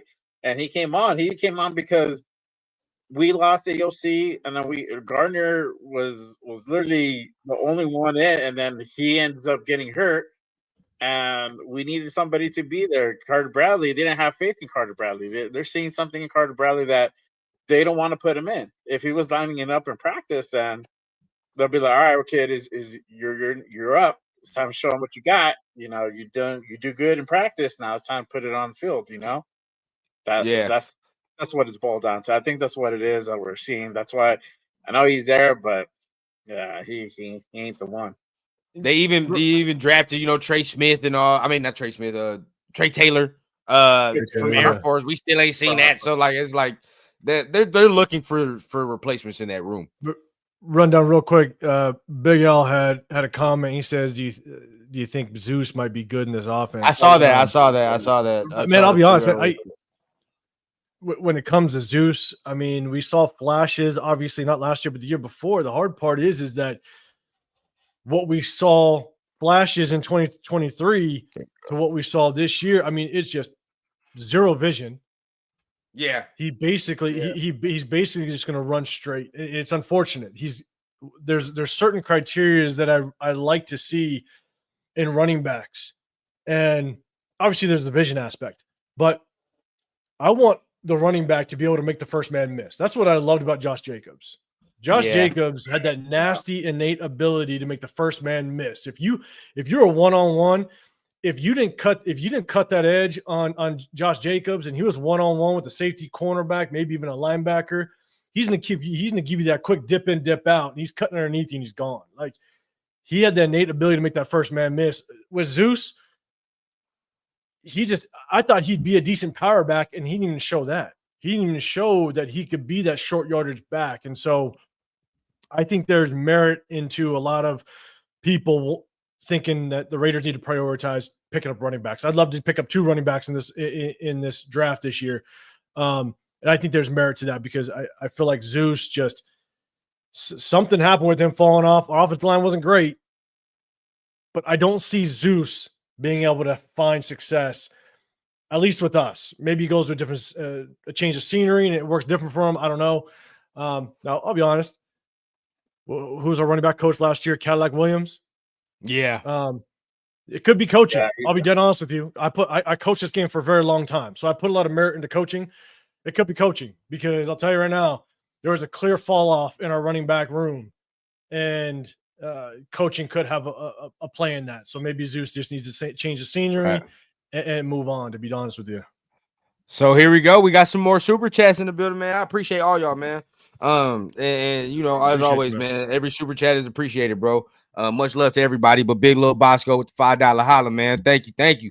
He says, sup panel. So do you guys not believe that Zeus can thrive in Chip Kelly's offense? Run down, forgot you was a running back. What do you think? In my opinion, bro, I hate to say it because I learned my lesson with Zamir, right? You learned the lesson. And not even saying like, oh yeah, like I think you'd be able to be a starter running back. It's just like spotting certain shit, right? As far as the talent, right? And just spotting certain things. Going back and watching some of what he did with AP at the end, you look at some of the holes that were being opened. There was not a lot of vision that was displayed, and there was not a lot of agility displayed in what he was doing. It was more of, oh, I see the hole, boom, I'm there. Like, you feel what I'm saying? I'm gonna run straight and accelerate there. But as far as that stop and start, that agility to be able to see the hole, bounce in and out, do those things, he's not gonna be able to do that, right? And more along the lines of, for me, right? And I know I want to know how y'all feel. Like, I'm throwing away Zamir and I'm taking Quinshon Judkins in a heartbeat. And putting him back in Chip Kelly's offense, because guess what? Like, all I got to do is go back to last year and see what Quinshon Judkins did in Chip Kelly's offense. That's all I got to see. And I know what he can do. And I feel like that vision, that quickness is way upgraded, especially you can just throw out a couple more running backs in this draft. You talk about Henderson. You talking about Hampton. You talking about a lot of these guys where the vision and the quickness and all these things are just way better. And they the eyes and feet marry each other way better, bro. So I think we're done with Zeus, in my opinion. I don't think that's a guy that we can continue with. Now, if you want to say you just want a guy that's just going to barrel his ass in there and make the defense tired and shit, and you just need a war hammer, then okay, let's do that. You feel what I'm saying? Like, just put his body on the line for the cause. But other than that, like, that's all I'm using him for, to be honest with you. Yeah. That'll be another super chat. Another super chat we got. Raider Biggs asks, question to the panel: Carroll and Smith, week to week, against Mahomes, Reed, Herbert and Harbaugh, Nix and Peyton. Where's the fear? I'm gonna just be real with you, Biggs. To be honest with you, I said multiple times, dog. I get it, right? It looked good with Justin Herbert. It all looked good. But him and Gino got the same amount of playoff wins. So I don't give a fuck how it look. You feel what I'm saying? Where's the production? Bo Nix. Yeah, it looked good last year, but this is year 2. And I still don't think Bo Nix is all that good, to be honest with you. I think Sean Payton is going to take it as far as it needs to go. I'm going to be real with you. If Sean Payton's off, the whole shit's off. I just don't think he's there. I don't think he's all that. But same amount of playoff wins, year 2. There's only one dude in this division that everybody's chasing, dog. Everybody else ain't did shit, in my opinion, but that's just me. That's just me. It just looked good with everybody else. It just feel whatever. You just like the way it looked. It visually pleases you. But other than that shit, dog, like, that's it. But Jay, take it away to 805. How are you? I mean, I think you said it, bro. I mean, Mahomes is really the only one that you're gonna look towards to. They're the ones leading the NFL, leading the AFC West. That's the team that we need to go ahead and beat. And it's not going to be through Geno. Geno's there as a tool when our defense steps up. We know what our defense can do. We've seen it happen, right? We held these guys to like 19 points on Thanksgiving. We just didn't score enough points. That's the problem. We had no offense, no run game. That literally was the determining factor. If we had Geno and we had a pretty decent run game last year, we would have won that game. We would have Yeah. even won the first meeting too. I mean, we only Yeah. lost it by a touchdown. So these games are close. All of the games, I think, except the Broncos game in Denver, which I was at, that's the only one that got out of hand. Other than that, they all been within maybe like 10 points, if that. But Mm-hmm. literally the way these games are going to be determined is by the defense. And then having a productive offense. We don't have to have a killer offense or we're just blowing teams away 30 points or anything like that. We just need to be able, at this point. We just need to be able to go ahead and produce consistently. That's the key word here, consistently, and that's established by the run game. So, yeah, I think it's just literally going to boil down to defense. That's why I think we're bringing back certain pieces because those pieces have proven themselves and just adding to it. So either through free agency, but I feel it's going to be through the draft. It's going to be a Right. little more defensive draft, I feel. Yeah. Yeah. Where are you at 805 on the subject?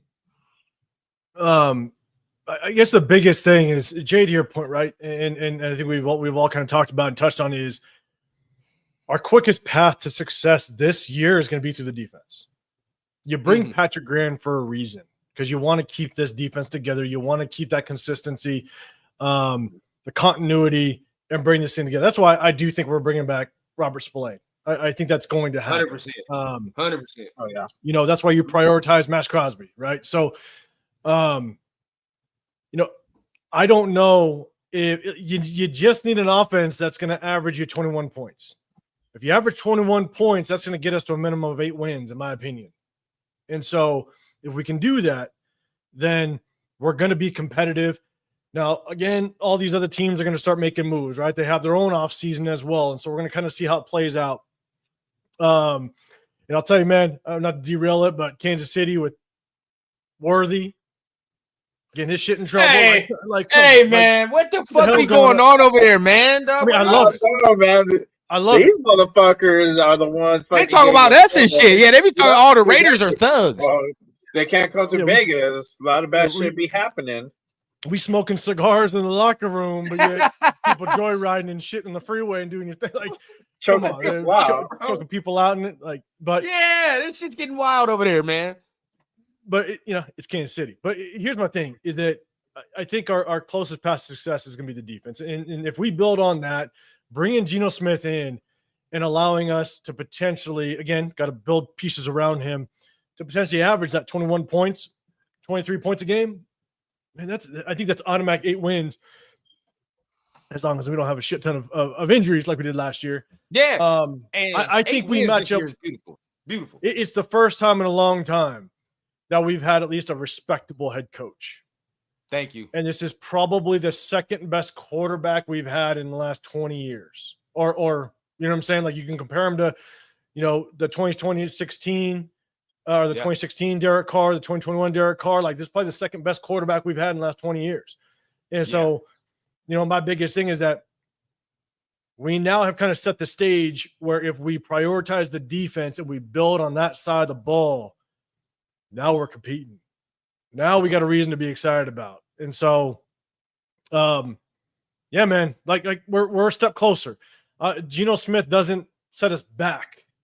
I think we at least take a little bit step closer. Forward. So I like the direction. Forward.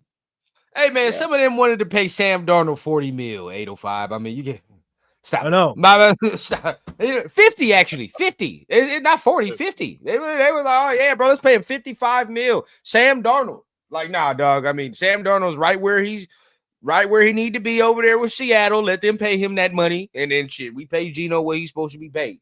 And you brought that one comment by Nabman, and he basically said, and Nabman, let me know. I think you mentioned you might be out here in March. Let me know in the Vegas area.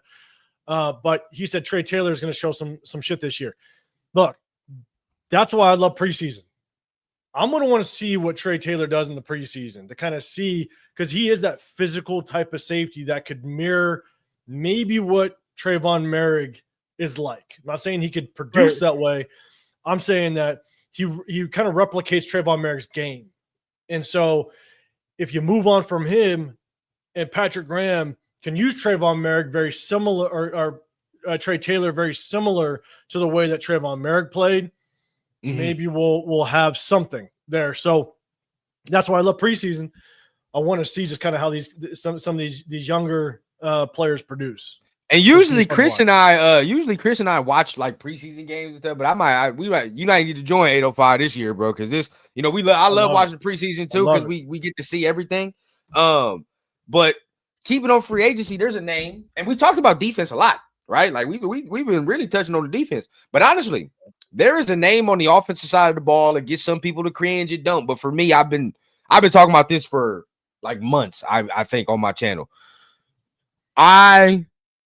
guilty pleasure want Chris Godwin. I want fucking Chris Godwin, bro. I feel like Chris Godwin, if he gets here, instantly gives us some more cachet on offense. Like, because really that's what needs to be upgraded, dog. We talking about this defense. We re-sign most of these people, get maybe an upgrade or two somewhere. We'll be okay on defense. And then the draft is here. Like, our defense is solid, to be honest. But I feel like getting a veteran like Chris Godwin, and this is my reasoning. You get him, he's a very steady presence, right? And honestly, if you're getting him, to me, that signals like we're gonna make 89 that number one. He's the number one target on every play if we're talking about a pass play. It don't matter where you're going, bro. 89 is the hot route, whatever it is, bro. Off of that, we play off of that, right? Now, the complementary pieces are Jacoby Myers and Chris Godwin, which to me, bro, if you're talking about those are complementary pieces to Brock Bowers, very good complementary pieces, in my opinion, where they're very reliable, very solid. Can interchange them, slot X, wherever you want to do. You know what I'm saying? You can do that with anybody, with Bowers, Myers, and you talking about Godwin. Any of them can interchange wherever they want to be. And then from there, you still got Trey Tucker with your deep shot. So, I mean, we're well balanced in our receiving attack, in my opinion. But if I had guilty pleasure, and we talking about who you want as far as offense to help put the ball in the end zone and shit like that, bro, like I want Chris Godwin, in my opinion, bro. And he got the Brady connection, Spy Tech connection. It just make a lot of sense, in my opinion. Jay, you want to take it? Go ahead. Yeah. So I was looking at the salary cap. So look, I like Chris Godwin. I think Godwin is a hell of a receiver when it comes to reliability, not injury, but catching the football, right? He doesn't drop footballs. I mean, he's a hell of a receiver. You got to take in consideration the injury, which sucks. Yeah. But here's my thing is that, you look at what we need.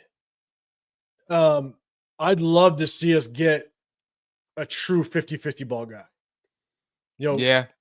I think there's a good chance we bring in Tyler Lockett to kind of have that rapport with Geno Smith. Of course. Because he's going to be cheap. He's not going to be an expensive option. But I think he's a reliable fail-safe for Geno Smith, right? You put him on the field, Geno Smith knows him. He could be that go-to all day long, right? And so as he's getting used to the system, as he's getting used to his chemistry with the receivers, I say this a lot. One of the hardest things to do with a quarterback, or one of the hardest things for a quarterback, is to get chemistry with your receivers. Because I've said this for a very long time when we break down film and when Devontae Adams was gone. And even with Devontae Adams having his kid in the off season and then not playing preseason and just showing up game one, he didn't have that connection with the quarterbacks. Because Devontae Adams is going to run that slant route five different ways, depending on how the defense lines up against him. And so bringing in Tyler Lockett and Geno Smith, just having that safety blanket, I think is going to be huge. And so I could see that happening. Now, Jacoby Myers is one of the best just full route tree guys that we have. He can run that route tree. He can run every route on the field. That's perfect. Brock Bowers could be looked at as our true number one target, not necessarily number one receiver, but our true number one target. I think we need a true 50-50 ball guy. I'd love to see us get that 6'5", 215, 220 pound target that could be that true 50-50 ball guy. Even better if he's a deep threat, and just have that balance and that threat across the field. Because Jacoby Myers, I think if you bring in Chris Godwin, and I don't know exactly, to be honest, I don't know exactly what he's looking for price wise, but I think if you bring in Godwin, then you're not bringing in Lockett, and I like some guys in the back half of the not the back half, but I like guys later in the draft, like a Savion Williams. I've been on him for a long time. I think Savion Williams could be a really good 50-50 ball guy. That is, he's not a full route tree guy. That's the thing. That's my thing with him. But the thing is that we got Jacoby Myers. Jacoby Myers can be that full route tree guy. Right. The Will Campbell from Colorado, tall, fast, lengthy guy. I think we can go ahead or I'm sorry, Will Shepard. Shepard from Colorado. Yeah. He's that 6'4", 6'5" guy that could take the top off the defense a little bit, and he could be that true 50-50 ball guy. I'd love to see that aspect to our defense or to our offense because we don't have that. You know what I'm saying? And so that's what I would love to see is someone that we can throw the ball to that's always that threat. Because when you always have that threat, you have to shade a safety over. I'm sorry. If you're playing a defense that has a corner that's only 5'11", that maybe only is 6 foot, that isn't that true shutdown corner, you have to shade a safety over there. You have to. Because the moment you don't, that quarterback's going to have one signal, and that's that go route, and he's gone. You know what I'm saying? And so you got to shade a safety over. And so if you have to potentially double team him on top, but then you got Jacoby Myers, full route tree, you got Brock Bowers that can run all over the field, and possibly a Lockett that could be that safety blanket / now you give Trey Tucker that ability to be that true slot receiver to where we can see what he's got. Because I don't have a lot of faith in Trey Tucker, but he's played so much out of position this last year that I really got to see him truly in the slot and what can we do with him, especially now having Chip Kelly, a very good offensive play caller. So again, I'd love just a true tall 50-50 ball guy to balance out this receiver core. Okay. Jay, where you at? I am in agreement. We do need that 50-50 ball guy. I like Chris Godwin. I just don't know if we could afford it, bro. Looking at over the cap, because I was looking at the cap. If this number is right, and that might change. I'm pretty sure it comes. You gotta remember the injury too. A little bit of that injury, Brady thing. I didn't. How much saying he's getting? So his average is about 22.5. His market value. Our cap space right now, currently, if that number doesn't change, it's just about 51. So did you say Chris Godwin 22.5? He's not getting no 22.5. That's spot track. Okay, I mean, if he asked that, all I got my response is how's it feel to want? There's no way he gets 22, bro. I just don't see him getting 22. 22.5. That's what they have him at. 22.5. I feel like you can now look. Check this out, right? Say if you got him because he's not getting no 22. But say if you bump that down. Say if you get him for like a good 19, right? Say if you get him for like a good 19, 18. I'm not mad at that. If you get him at a good 19, 18 for a good ass deal. Now 22, I'm not paying him no 22. I'm not doing that. That's a lot. That's big ass bread, bro. We cannot afford to do that, especially with some of these other defensive dudes. I won't. Now we got to see now. Look, I like DJ Reed. He's gonna command money. So if you get that, you probably ain't gonna fuck around and be able to get no Godwin. As far as linebackers, I don't see us getting a big like Geno Smith, in my opinion, with our salary cap. Again, got to see how the contract plays out. But yeah, I need to see what that looks like. I think Geno Smith was our splash. Really? I think so too. you know what I'm saying. And so Mhm. going after a Chris Godwin at 20, I'm serious. Even at 18, I just don't I don't see it happening. Not to say that it would be good to have him. I just don't see it happening. A lot of people, talk about DK. Good luck. Oh, DK's that's not asking happening. 30 million. It ain't I happening. don't think that's I happening. mean, That shit's not happening. You got to pay him. That's the part. That's the tricky part. Especially coming here. Yeah, you're not doing that, bro. Yeah. You're not really if not doing if we didn't have Brock Bowers, then maybe, because you gotta help Geno Smith or whatever quarterback is under center. But you can look at Brock Bowers as your number one target. I mean, he was. That's just kind of how you got to look at it right now. And so you have to complement your best assets at this point. And Brock Bowers is our best asset when it comes to the passing game. Mhm. And so now it's trying to find complementary pieces to help him out. And so I don't think DK is in the question. It'd be crazy if we did pay Chris Godwin even in upwards of 15, 16, to be dead honest. Because I think we still need more pieces to complete this team as a whole, this roster, to have a chance. Yeah. But I mean, Tyler Lockett is definitely an option. He's on the cheaper end. He's about just over 7.5. I like Matt Collins. I wouldn't mind having him back. He's in early 30s. I like what he did in Buffalo. He was here. He got shipped out by the McDummy regime. I was kind of a little bit bummed about it. He had really good gameplay with Carr. He was making Carr look good sometimes. So I would like to see him back. That is an option. He is out there. He's 6'4", tall receiver. Might not be the fastest out there, but he's a lunch pail guy. He's going to go ahead and bring you production. He's a solid guy. That's what we can get. I mean, there's, like you said, if we're going to build around Brock, right? If he's going to be our receiver, right?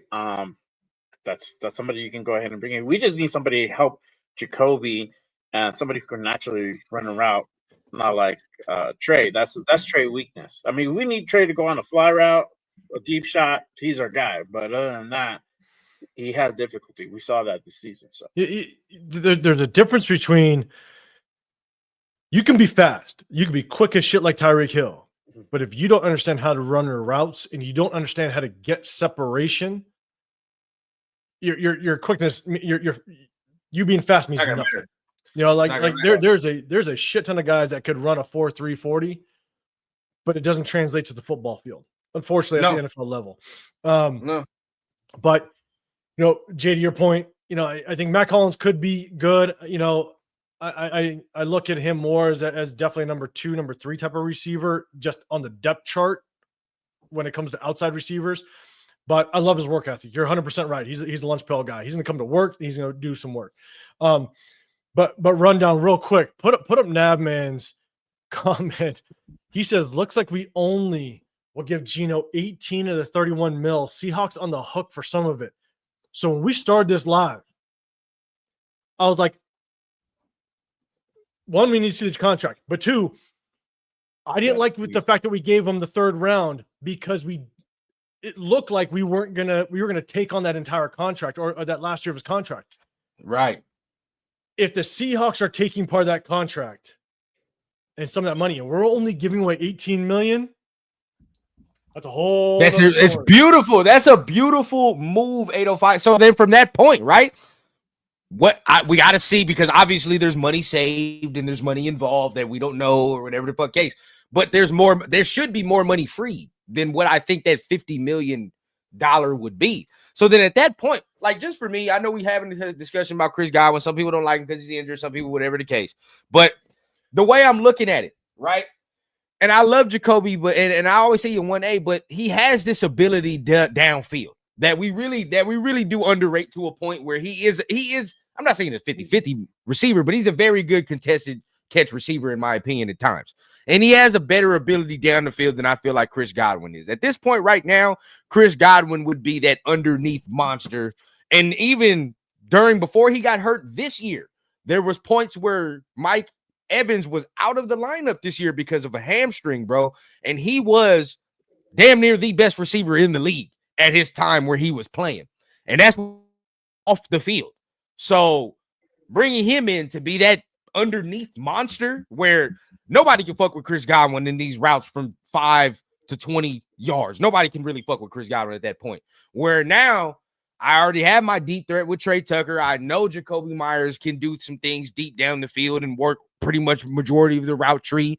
I let Chris Godwin continue to eat on some of these short to intermediate routes, and I'm just letting Brock do whatever the hell he wants. So then at that point, bro, now it's like we have a multitude of things that we can go, and that's not even discounting the fact that I think Chris Godwin's a good run blocker. We know Jacoby Myers is a good run blocker. We know what Brock Bowers is going to do, and we know we're trying to run the football. So just being physical, getting to, but of course, I feel you on that point of the jump ball, and that's kind of where we're going to go to next about this draft a little bit, right? If we're talking about jump ball, there's one guy that can quell what you want as far as what we want to do at receiver, and we can get him at 6'805", right? And a lot of people talk about him. I know my guy Nate love him, but where are you? I mean, we can get McMillan at 6, and that quells some of what you want as far as your 50-50. Okay, so here, let me talk a little bit more of if this cap, if it's not 31 million, right? Again, we'll look and see what the final numbers come out. Right, yeah, I'm seeing 31 so far. I'm seeing 31 so far. Correct, but I think it's going to move depending on just if they either end or restructure. I don't know what it's going to look like, right?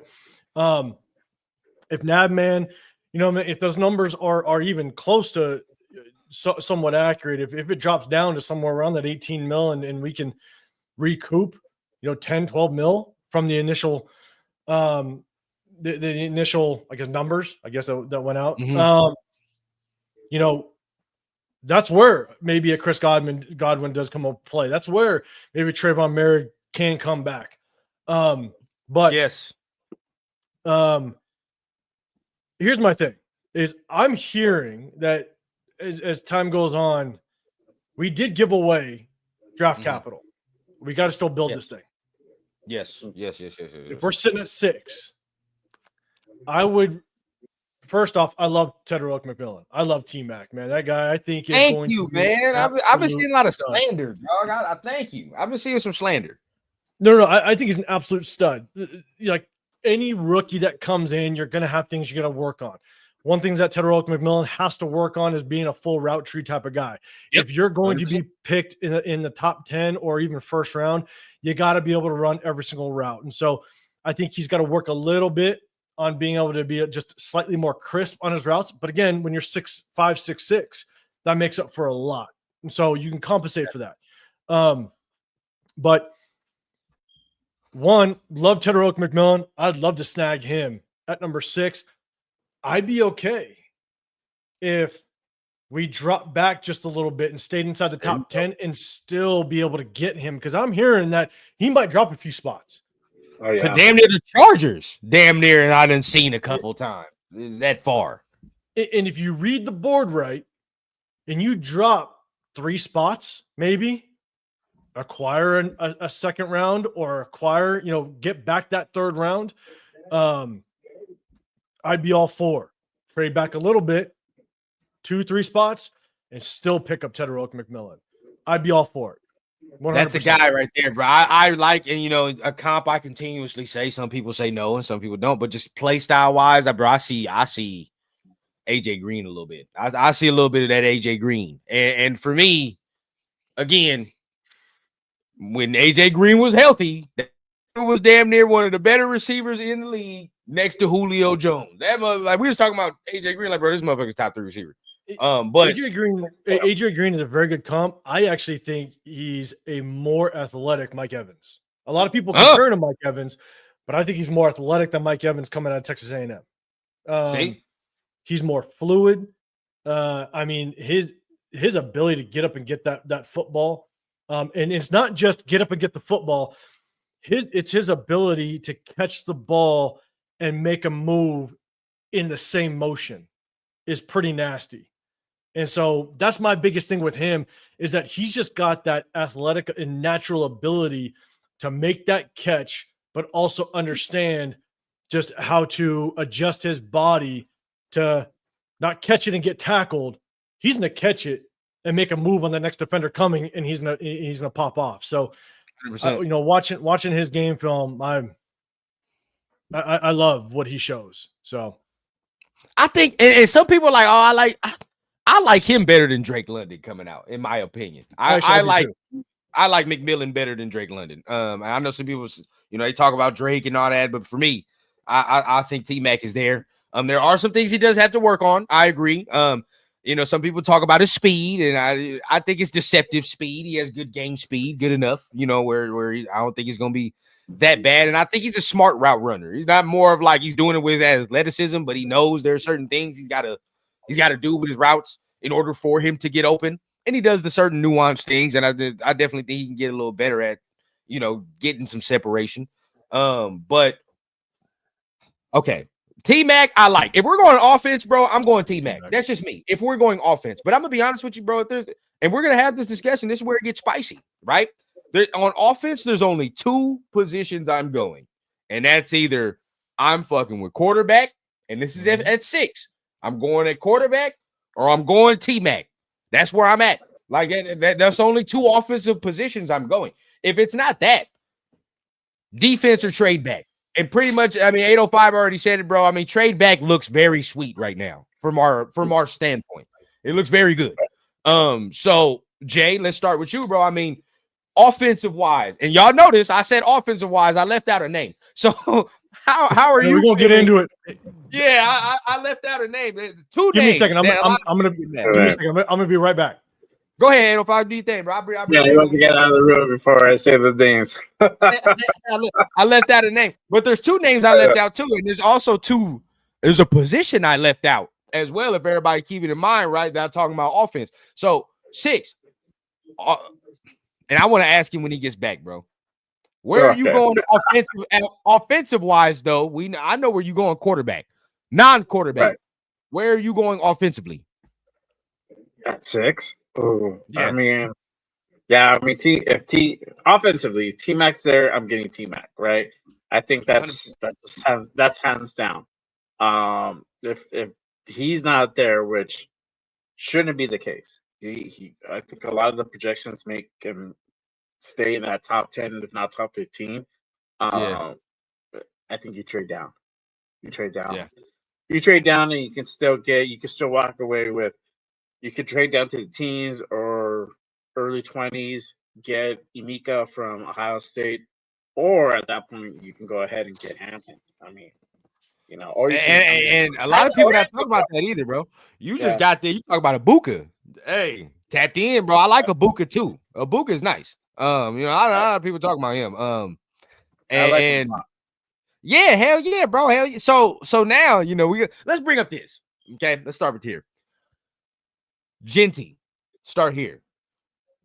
At 6 to me, and this is coming from a running back, bro. I'm not taking him at 6. I feel like that's too rich, right? Yeah. In my opinion, and this is my humble opinion, and I want 805 to chime in because I know he's watched it. I know all of us have watched it. Shit, 805 was forced to watch it. He's in Vegas, and they in the same day, he's in that conference over there, so he had to watch Ashton Genty. But this is my humble opinion, bro. This is just watching what I've seen. It's not the same. I don't have that same feeling when I watch Saquon and shit. And we're talking about, bro, a top 10 running back. Like, make no mistake, this ain't no fucking first round is different. If you want to say he's a first round running back, no question. We're not having that discussion. We're talking about top 10. I remember Saquon at Penn State. That motherfucker was a top 10 running back all day and night. I don't care what nobody tells me, bro. When I watched him and saw Saquon and I even went back and watched. I'm like, bro, there's no way he's not a top 10 running back. And where he got picked, but in 2, whatever. But yeah. But bro, when watching Genty, I get it. I personally don't think we should be taking him at 6. I personally don't feel that way. So 805, how you feel, bro? Where are you at? There's no way in hell you take him at 6. Thank you. No, you don't. If when you're picking at 6, that means you are pieces away from a potential Super Bowl. the reason why the Eagles got Saquon is because they were a piece away, right? They did a hell of a job in the draft. They got some other pieces in place so that you go get that last piece you need. That's why the Ravens went and got Derrick Henry. You get that last 100%. Piece. So, 100%. No, you don't take. We're not there yet. You don't take Genty at 6. Now, the only reason why you would take Genty early, in my opinion, is if you trade back like into the teens, right? If you trade back to 15, 16, you compile a shit ton of capital, and then maybe you could pull the trigger. I still wouldn't do it, but maybe you could. Yeah, trying to say it. Yeah. That's better, though. That's better because you picked up more capital. You picked up more capital. Exactly. So I'm not saying that I would do it. I'm just saying that would make more sense. 100%. 100%. And so I think there's just way too much talent in this draft when it comes to running back. I'm sorry. And even when there is a bunch of talent, Chris, man, I appreciate you. I don't like picking a running back before the 3rd. I really don't. That's just my thing. Especially this year. Especially this year. Especially this year, man. There's so many good running backs. I mean, I've been high for a long time, well before the combine. I'm blanking on his name now. The Bashal Tootin. Oh, Tootin. He showed out. I've been high on that guy because he is one. Go look at his film. He possesses that innate ability to make the first man miss. And he's got that breakaway speed. He's got that track star speed. Like, he's gone. Yeah. You need to compliment him because he's not very big.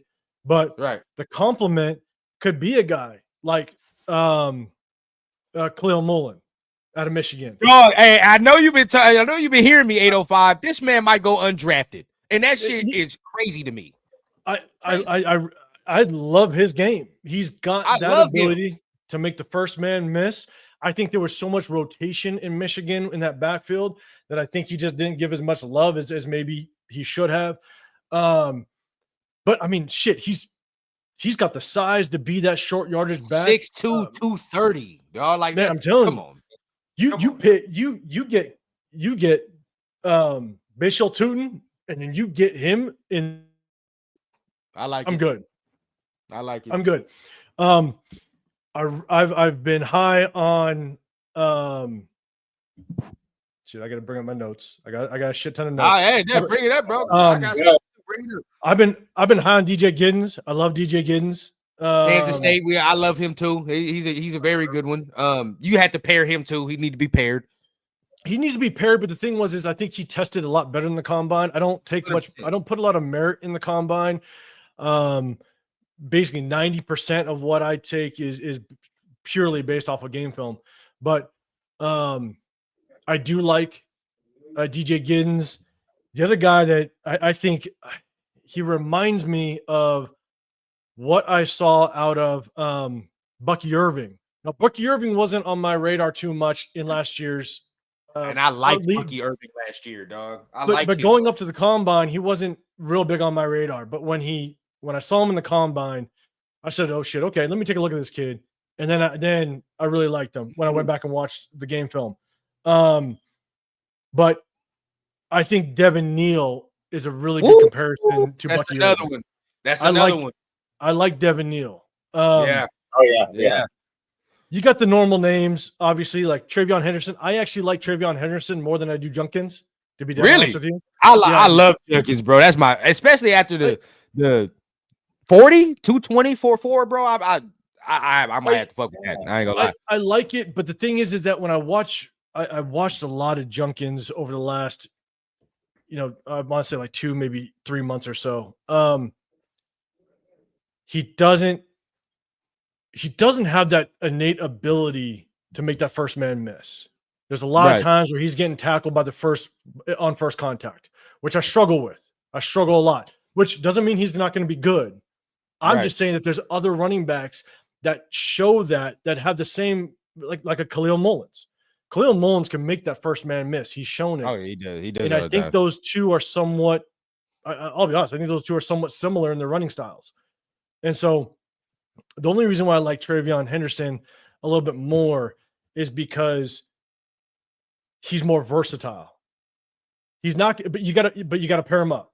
You gotta pair him exactly. up. I've been saying that. That's been my problem, and because me and Severe went back and forth whole time. Yeah. I like Judkins, he like Henderson, but that's just been my whole thing. I'm like, bro, you have to get another person with him. He's not a 3-down back.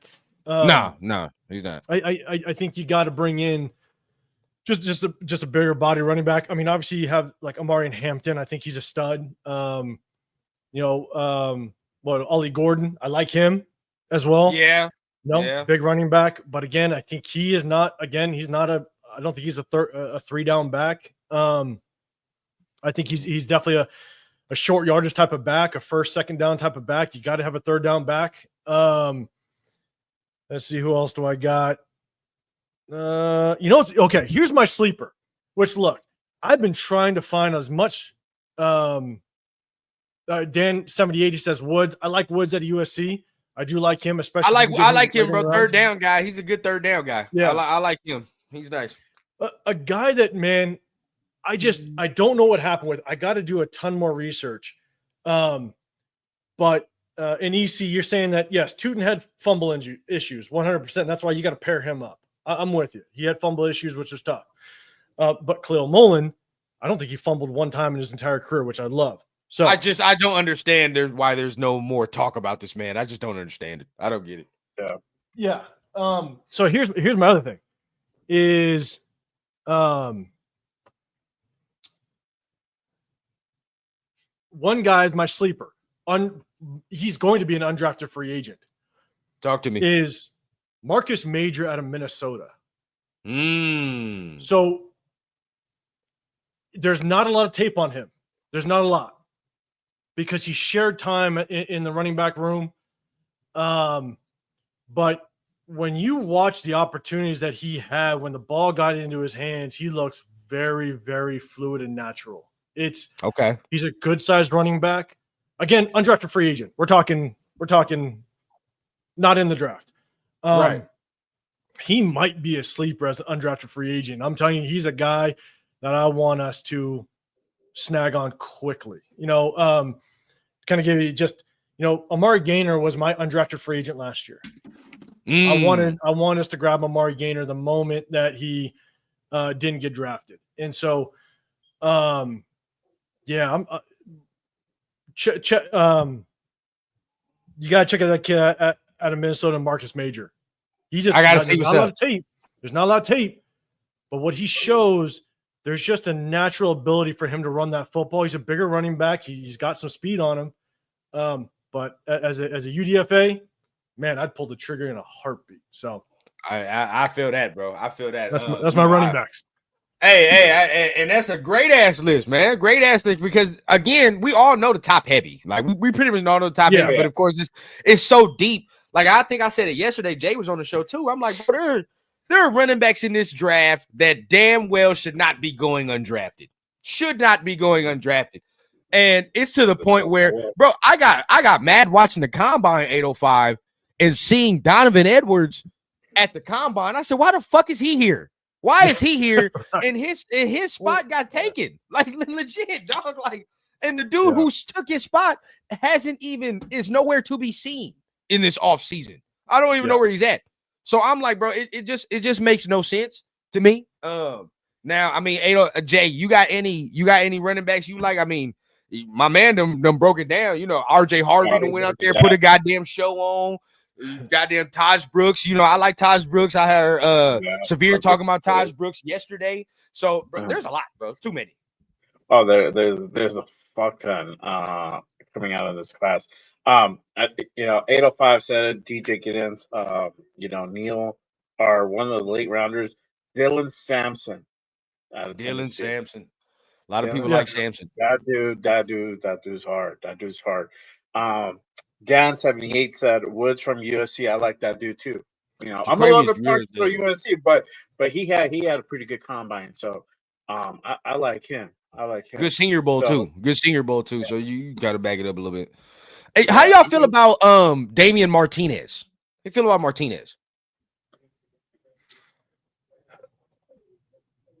I can't say much. I got to watch more tape on him. I don't. He's a big man. He's huge, bro. He's huge. Don't know. He's huge. I mean, the one guy we could talk about, honestly, and EC Everett, I'm with you, man. You're right. One of the things I was able to find on Marks and Majors, like he did run behind some bad offensive lines, which kind of gives him a little more credit to the work that he was able to show on film. But the biggest one of the bigger running backs that everybody likes to talk about is Scatterbo. Yeah. It's another one. It's another one. And my biggest thing on Scatterbo, which is really tough, is when I see 5'9" running backs, I just struggle for them to be a potential feature running back. You know what I'm saying? Like he's gonna run his fucking ass off, and I'm with you on that. You know what I'm saying? I love the grittiness. I love the fact that he's able to. I love just his balance. I love a lot about him. And you talked about not going down on first contact. I mean, that's the epitome, the definition. But here's my thing: is I think his running style is going to get his ass beat up in this. Oh yeah. So if he drops, if we miss out on some guys in the third round, maybe in the fourth, and if he drops for some reason, which shit happens in this draft, we picked we picked Leatherwood in the first round. Shit happens, right? We picked Damon Arnett in the first round. Shit happens. Yeah. If guys drop, if we miss on some of our guys in the third, maybe fourth, if we move around in the draft, then I could take a swing on Scatterbo, but I wouldn't have major expectations on Scatterbo in the league because I think he's going to get beat up a little bit, to be dead honest. That's kind of where I'm at. That's kind of where I'm at now. And now, Jay, I kind of ask you this too. Now you look at him like, can he do kind of the beast mode? Whereas like Marshawn, you would think this motherfucker is like his body is bad and all that, but he's delivering punishment. So it's to a degree when you're running back and you deliver that punishment, you're like you're kind of saving yourself from injury to a time.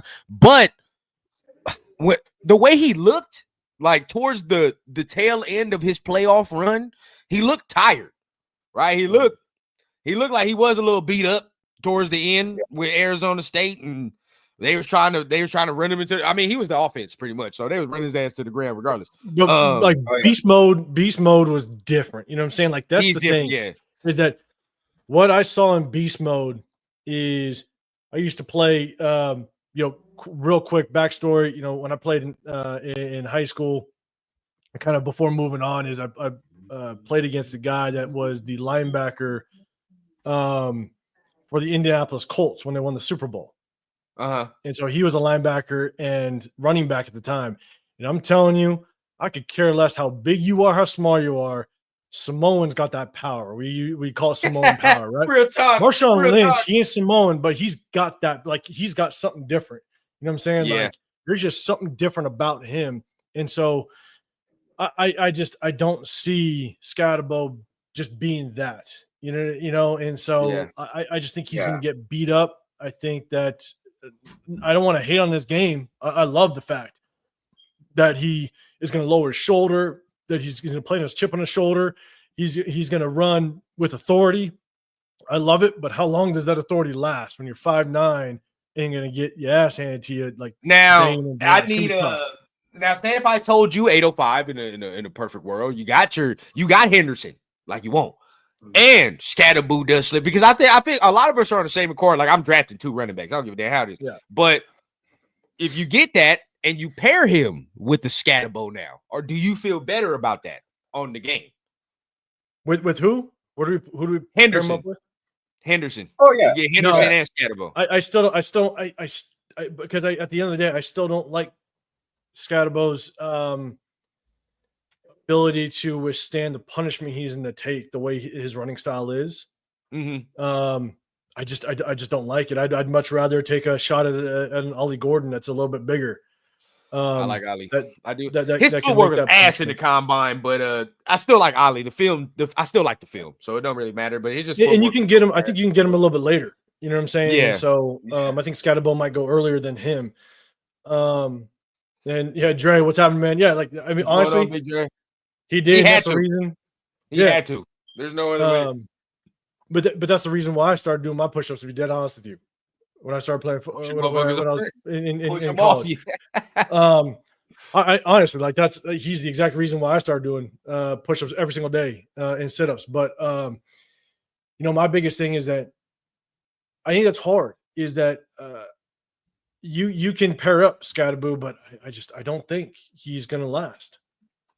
The durability. Yeah, I mean the punishment is nasty, man. The punishment is nasty. Real quick, bro, we got a $10 holla in the place. So appreciate you, Raider Pace, man. Thank you. Appreciate that, man. He says y'all gonna be real mad when we draft Genty at 6. I know the argument about drafting a running back high, but even though there are a lot of good running backs, Genty is next level. I'm gonna be honest.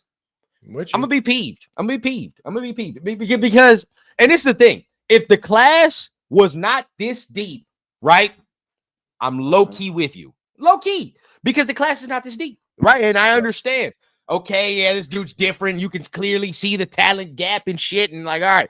But then it's like, dog, we have to remember our current GM, got the 10th leading rusher in the NFL in the 4th round last year, dog. The 4th round. So let's not. I understand what Genty is, but that is not to say I cannot get somebody in the 3rd round to give me 1,000 yards. That is what is the metric, bro. Like that is what I need. 1,000 yards plus, really. But if that's all you want to say, you want to get 1,000, bro, I can get somebody in the 3rd to give me that type of production. I feel like, and I like honestly, dog. Like, what if Genty gets like fucking 1,200 yards his rookie year, and the motherfucker we get in the 3rd round get 1,100 yards? What's the difference? That they was drafted in a certain round, bro. Yeah, that's the difference, bro. Honestly, it depends on what those. It depends on what those 1,600 yards actually does. You know what I'm saying? Because exactly. Like, Brock Bowers was an absolute stud. That got us 4 wins. Like that's the hard part. You know what I'm saying? Yeah. Like we can go and brag our ass off that we got the best tight end in the National Football League. We're still picking number 6. You know what I'm saying? So like that's the hard part. Is I'm with you. Like I think Genty can be good in this league, but we're just so far off from we're just not there, bro. Where we need to be. I can't prioritize it, unfortunately. And again, like this is not us taking away from the talent. Like we're not taking away from the talent. Like I understand. I think all of us here understand what he is, but we're just not at a point as a team. I mean, Jay, wrap it up into a bro. I mean, we've talked about it for I don't know how long. I just like bad teams can't pick this position because guess what? In 3 years, when it's time for him to get some money and we're an okay team, we're going to look and say, well, we can't really pay you because we have more holes to fill. Ooh, don't that sound familiar? Don't it sound familiar than what the fuck we just did with Josh Jacobs, dog? A good running back that really we shouldn't have picked in the 1st round because we're not there at a fucking point as a team to take this man, and he's gone because we don't have enough pieces to keep him, and we need the money that he needs to command to get more pieces. That's just what just happened, dog. I mean, Jay, wrap it up for us, bro.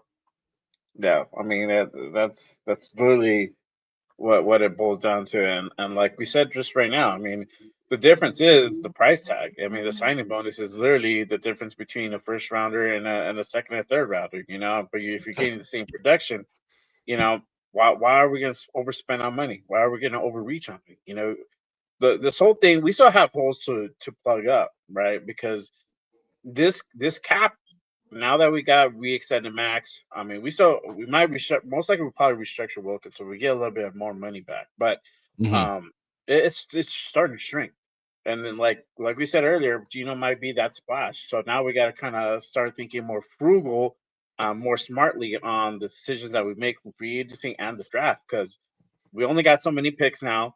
So and we only have so much money to spend, and there's certain dudes that we would like to get, but we can't get.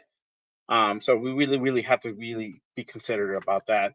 And I think some of the answers can come from the draft because we can get these guys. Obviously, they come in rookie deals, and they're, even if it's a quarterback, I mean, what, 19 million, 20 million on the rookie deal. I mean, it just depends who it is. I think Jaden was the one who got that, but you're bringing in Shadur at what, 14, 12, something around there, even with bonuses. So the answers are going to probably come from that draft. So yeah, and we'll go ahead. 805, finish it off. Let me add one more thing is that what's really tough, right? Everybody wants to talk about Genty at 6 is it's also looking at what the compensation is going to be moving forward when you have to re-sign some guys, or if you want a top tier guy. So for example, right, if you want a number one receiver in the National Football League, if you get T-Mac, he's got the potential to be a top receiver in the National Football League.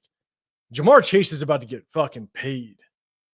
He's going to get paid. He's going to get close to, I'd say, I haven't looked at the exact numbers what the receivers are going to get paid. He could get paid $40 million a year. Right. Like that's what he could potentially get paid. Running backs, every single year, there's good running backs coming out of the draft. You can get one in the second, third round, maybe even fourth.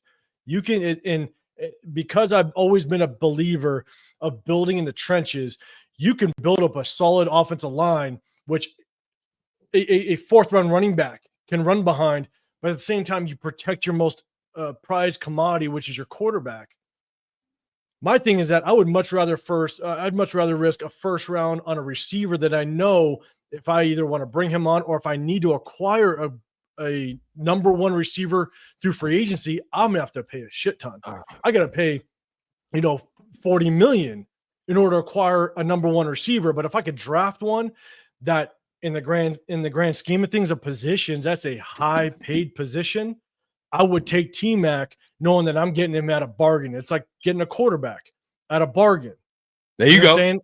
Or an edge rusher, right? If there's a team that truly needs an edge rusher, then you can get a solid edge rusher in the top 10 and lock him in at a very team-friendly contract with that rookie contract and spread that money out.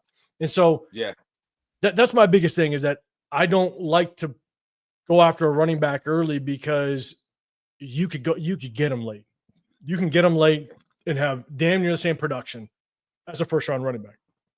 Yeah. So. And that's exactly all we're trying to say. That's it. Right. And that's all we're trying to say. Yeah. But to end it, and make sure you guys are tapping on the like button, please. Tap on the subscribe button, please. Not only the Raider Rundown, if you're here on the Rundown, but on the Brothers Channel 805 on Jay Raider, man. As you can see, bro, we here bringing you all that dope content. We're not trying to bring you none of that fluff shit, none of that, click on here and clickbait shit. Nah, bro, we trying to bring you real football discussion, what we thinking, what could be thought about, because who knows, man, maybe the moves could be made that we're talking about right now, but at the same time, we're discussing the why it feels like that, why it look like these things, bro. So make sure you guys tap on the button, man. Keep the notifications on, bro, because this type of content you get from all of us on here, man. We trying to give you some of that real content, but to end it off, right? This is the last subject of the day. And of course, I had to save it for the last one. You know we got to get into it, Rundown. I had to save it for the last one, man. So, where's Leo at? Smith? Where's Leo at? I tried. He said tomorrow. I'm like, all right, I'll hold it down for you. Don't worry about it. So, we here, right? Geno Smith is here, bro. I think you might have heard me yesterday. I mean, you heard me on whatever show. At 6, some people may not like it. Some people hate it. But I'm never going to be in the situation we were just in these last 2 years where I'm watching Brian Hoyer and all this extra shit take the field. So if Shadur is there at 6, I'm doing it. And I feel like Geno is the perfect person for him to learn under, soak up game, and then come in this next year to compete. But in your estimation, 805, I already knew what time it was. Of course, I had to get you. Let me hear you. What are your trials, tribulations? What do you not like? What is the deal? And I know probably you wouldn't take him at 6, but if they do take him at 6, what would you feel? I mean, shit. If they took him at 6, then I'm gonna hope he outplays my expectations. Let's put it that way. I mean, if he takes him at 6, hope he outplays it without question. But I don't want him at 6. I think it's an overvalue, and we can definitely. I mean, I know we've been on for over 2 hours. We might need to take another 2 hours to help me kind of break this thing down. But hey, bro, we here. So here's my thing: is that look, I know when I jump in the chat, sometimes I sit there and go like, "No one should do," and all that stuff. And some people, it's crazy. Some people take that if you're not on a quarterback, they take it like politics. Like if I say no on a quarterback, they think I absolutely hate the quarterback. Right. I don't hate him. I just don't like him at 6. Like that's the Okay. premise that we have to work Okay. off of. Okay. Okay. Okay. You know what I'm Okay. saying? That's I a don't good think he's premise. gonna I be like a it. I don't think he's gonna be a dog shit quarterback. You know what I'm saying?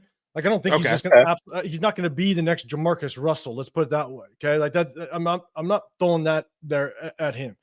I just don't value him at 6. That's my Okay. biggest thing. I have the more and more I watch film on him, I probably have him in all honesty, I have him as a late second. That's where I have him. Okay. And so, and here's my thing, just to kind of backtrack a little bit, is I reviewed all of last season, all of his games. And the thing is that I when I watch his games, it's not just watching just his throw or the angle that you see on TV, right? It's looking at I want to see what the receivers are doing.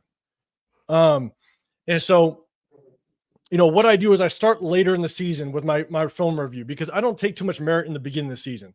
Beginning of the season, you're still working out the kinks. Sometimes you have a new offensive coordinator. Sometimes you have new targets, stuff like that. So I work from the later in the season to the start of the season to get a good gauge. Because then I know how well you did at the end of the season, and I can compensate that for maybe what I see. I could bypass a lot in the beginning of the season, knowing that you improved or not. Right. But one thing I do want to touch on is a lot of people talk about his attitude. I'm not too concerned about his attitude, to be dead honest. His antics off the field and all that stuff, I'm not too concerned about. I just don't understand what antics people are talking about. Like if he was getting in trouble, that's different. But I don't see that. Yeah, I don't have much concern. You know, like it is what it is. To play at the level that these guys play at, you better come with some cockiness. You better come with some confidence. And so I'm cool with it. Do your thing. Sounds that for sure. Yeah, a lot of people. I am more worried about Dion, to be dead honest with you. I am more worried about Dion just trying to put his stamp. If he doesn't see eye to eye what's happening, what's going to happen? You know, like what is he going to try to do? And so I just don't want that wrench thrown into any potential development that he has. It's like a coach trying to overstep the trainer and vice versa.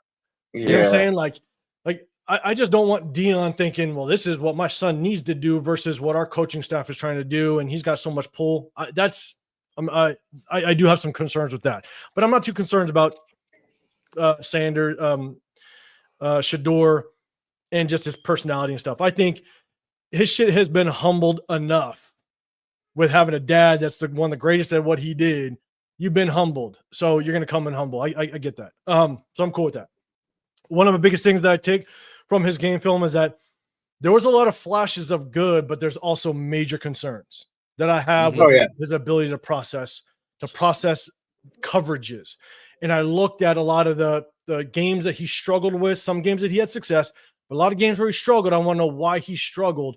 And the reason why he struggled was, I think, because there's a lot of defenses that he played that actually run some pro-style defenses in the way that they drop into coverage and the way that they actually roll into coverage, which you see a lot in the NFL. The NFL now runs a lot of 2 high safeties, and that's caused a lot of trouble with some of these quarterbacks. When you run 2 high safeties and you try to roll to a cover 3 or you try to play some cloud coverage, you need to hit the seams, and I think that's where Shadur struggled a lot. But I saw a lot of flashes of good, but I saw a lot of concerns. But I don't like flashes of good if I'm picking you at 6. I want those goods to be consistent. And so initially when I was watching the games, I thought that there were some issues with the offensive coordinator. I didn't really like the offensive coordinator as I was watching film. This year or last year? Because this year was trash too. I didn't like this. I didn't like what Shermer was doing at all, to be honest with you. This year, I wasn't a big fan of the offensive coordinator. Me either. There was a lot of times when you watch film, the receivers were running into zones or crossing each other in zones. They're running the same zones. And so that's one of the things you want to take a look at. When Shadur's having issues in the pocket, you know, is he not seeing it or are there issues downfield? And I saw quite a bit of it, which sucks. And so, you know, the more and more I watch the film throughout the games, I actually started to get the feeling that because Shadur wasn't able to process the deeper throws in certain areas, I think the offensive coordinator struggled to call it. That's why when you watch like the Texas Tech game, when you watch the Kansas game, the Utah game, they a lot of times in 3rd and 7 and 3rd and 8 and 3rd and long, they went to the screen game. Yeah. And that's what I hated. You could talk about his completion rating, which yeah, he had the highest completion rating, but when you're running 20 to 30% screens, it's like saying Derek Carr's a great quarterback because he had a great completion rating. It doesn't mold right. I'm not with that completion. I don't ever like, and I'm on the Shadur side. I don't use that argument as far as completion percentage because I feel like that's a skewed number when you look at his completion percentage. Skewed. Yeah. So, like, look, I'm gonna start with the positives. Okay, I'll start with the positives because there are positives with this game. I think you are touted as one of the better quarterbacks coming out of this class because you have a lot of positives. It's just that the negatives are, to me, are a lot of concerns at the NFL level. So the positives, he's got damn good arm strength. I have no issues with his arm. He's got good arm strength. Yeah, I like it. Okay, continue. When he's in the pocket, he's got very good arm strength. I got no concerns that he can make a lot of the throws on the field. I love his release. He's got a natural throwing motion. There's a lot of times where quarterbacks have a slow release. Good example, you go back to Tim Tebow, right? Like, there's quarterbacks that have that struggle with the release, getting the ball out quickly. I do like his release. That's great. His accuracy on deep throws down the sideline, up the middle, I think it's elite. I really like his accuracy up the sideline, the deep ball throws. I think he's mobile enough. I think he's mobile enough to extend plays. I have no issues with his legs. Mobile enough to send plays, but again, it's flashes of good plays when it comes to mobility. It's not consistency. Now, I know he had a bad O-line. I'm with you. You know what I'm saying? He's got a bad O-line, but when I get to the negatives, there's definitely something that I have a big concern of. But definitely enough to good enough mobility. Now, when it comes to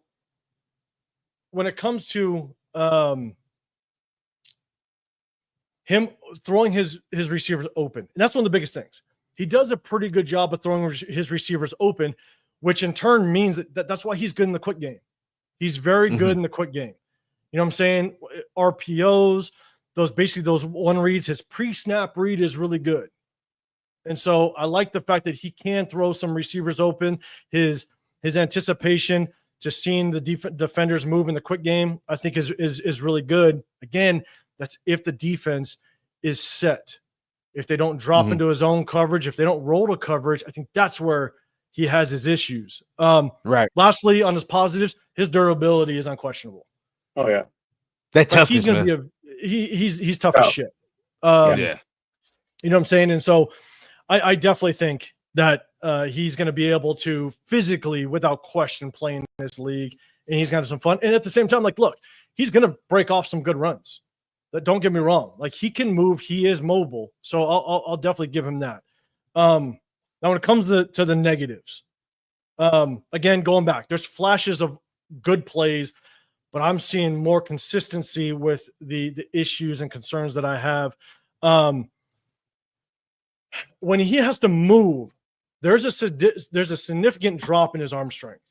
When he's moved off his spot, when he has to roll out of the pocket, there is significant dip in his arm strength. He one hops a lot of balls when he has to move out of the pocket, which I have concern with. And then there's a lot of times, and maybe this is because he had a bad O-line, and I'll give it to him, but it's also a habit that I hope he can get out of, is he drifts in the pocket when he doesn't need to. And if I could interject real quick, I was going to say that too. And I feel like that is some portion of O-line because, and I think it's him too. Because he talked about that shit at the combine. He brought it up himself. He was like, Robbie drifted in the pocket sometimes. So, and that's another thing. And then I'm going to go ahead. I'm going to let you continue. But that is another thing he does have to work on. So, I mean, I'm going to let you continue. Go ahead. Keep going what you're going. But I'm glad you brought that up because that is something I was pissed about too. And I think it might have been a product of offensive line. But I just feel like as soon as you get it, he's like, all right, bro. Sometimes he just immediately going over to a spot. And I'm like, bro, you're causing pressure sometimes. But and what's really tough, though, is what I've seen with the tendencies with him is that when he drifts, it's where his eyes are going. And so it's almost a tell to the defense as to where I want to go with the football. And so, but what happens is if you see him, he goes through his progressions well. But what happens is when he drifts and now he has to go through his progression left to right or right to left, his arm strength dips bad because now when he gets to his third and fourth progression after him drifting, that's where the inaccuracy comes in big time. And so I saw so many times to where he's behind on his throw or he's short on his throw when he drifts and now has to get to his third and fourth progression. I don't like that. Now, could he get out of that habit? He could, but he just has that tendency that I don't like. And so now a lot of times when he does need to move, I think that he thinks that his arm is a little bit stronger than it is when he moves and he rolls out of the pocket. There's a lot of times where as much as he has really good anticipation in the quick game, when he's rolling out of the pocket, receivers have to adjust. Receivers got to adjust. If they're going deep opposite of him, now they're going to try to come back. There's a lot of times that I saw where he just needs to wait for his receiver to clear that defender, to hit him on the sideline. It's a clean completion. He's good. But sometimes he tries to just zip it in the pocket. It's like zip it in that opening where he doesn't need to. Just let your receiver continue. And I saw it enough to where I'm like, okay, he doesn't have that anticipation on the run a lot of times. So that was definitely something that I saw. Now, let's go to his pocket presence. Yes, he had a bad low line, but he has this tendency to try to get out of the pocket into defenders. Yeah. Which is really tough for me to watch. He goes side to side or back. He doesn't go straight. Backwards. He will go straight at times, but he does it enough. He backpedals his shit. Yeah, bro. Backwards. He does do that. And he's not fast enough to do it. He does do that. And sometimes he just runs right into defenders. And look, when I'm watching you do that against Kansas, when I'm watching you do that against Texas Tech, you can times that speed by 10 when you reach the NFL. If you you can't do that. Oh, yeah, no doubt. Yep. Can't do that. So when you get out of that habit, if you can't get out of that habit, that's where I have my concern is that too many times it's a 2nd and 4, and now you're in a 3rd and 19 because you just try to run backwards. So look, can you get out of the habit? Of course you can. But again, I'm going to go back to not at number 6. Like that's the thing. I don't want to run that risk at number 6. Now, this is the biggest one. Is when I watched him struggle the most. I'll go back to the offensive coordinator. I think the offensive coordinator ran a lot of screens because I do think as time went on, he may not have trusted Shadur to be able to process against the good defenses when defenses drop into coverage, when they zone blitz him, when they roll coverage. Again, a lot of like Utah did a very good job of running a pro style defense, and they ran 2 high safeties. But what they did was they would actually drop into a cover 6, which a cover 6 is more cover 2 to one side, cover 4 to the other side, which is kind of a modified cover 3, right? It makes it, it's a fancy cover 3, the way you move to it. And in a cover 3, you have to hit the seams. The timing's got to be there. And so that's my biggest thing is that Shadur, if you look at his line of sight, if you look at where his eyes are, he sees the seam open. But there's times where he didn't pull it. Sometimes he had some pressure in his face. Sometimes there wasn't. But he didn't pull the trigger. And there's times where he just didn't see it. I just don't. And there was times where he threw the interceptions. There was out of, I think, his 11 interceptions last year, 7 of them were trying to go to the seam because he was late to it. He just didn't see it develop. And they were off seams. They were off seam rail shots.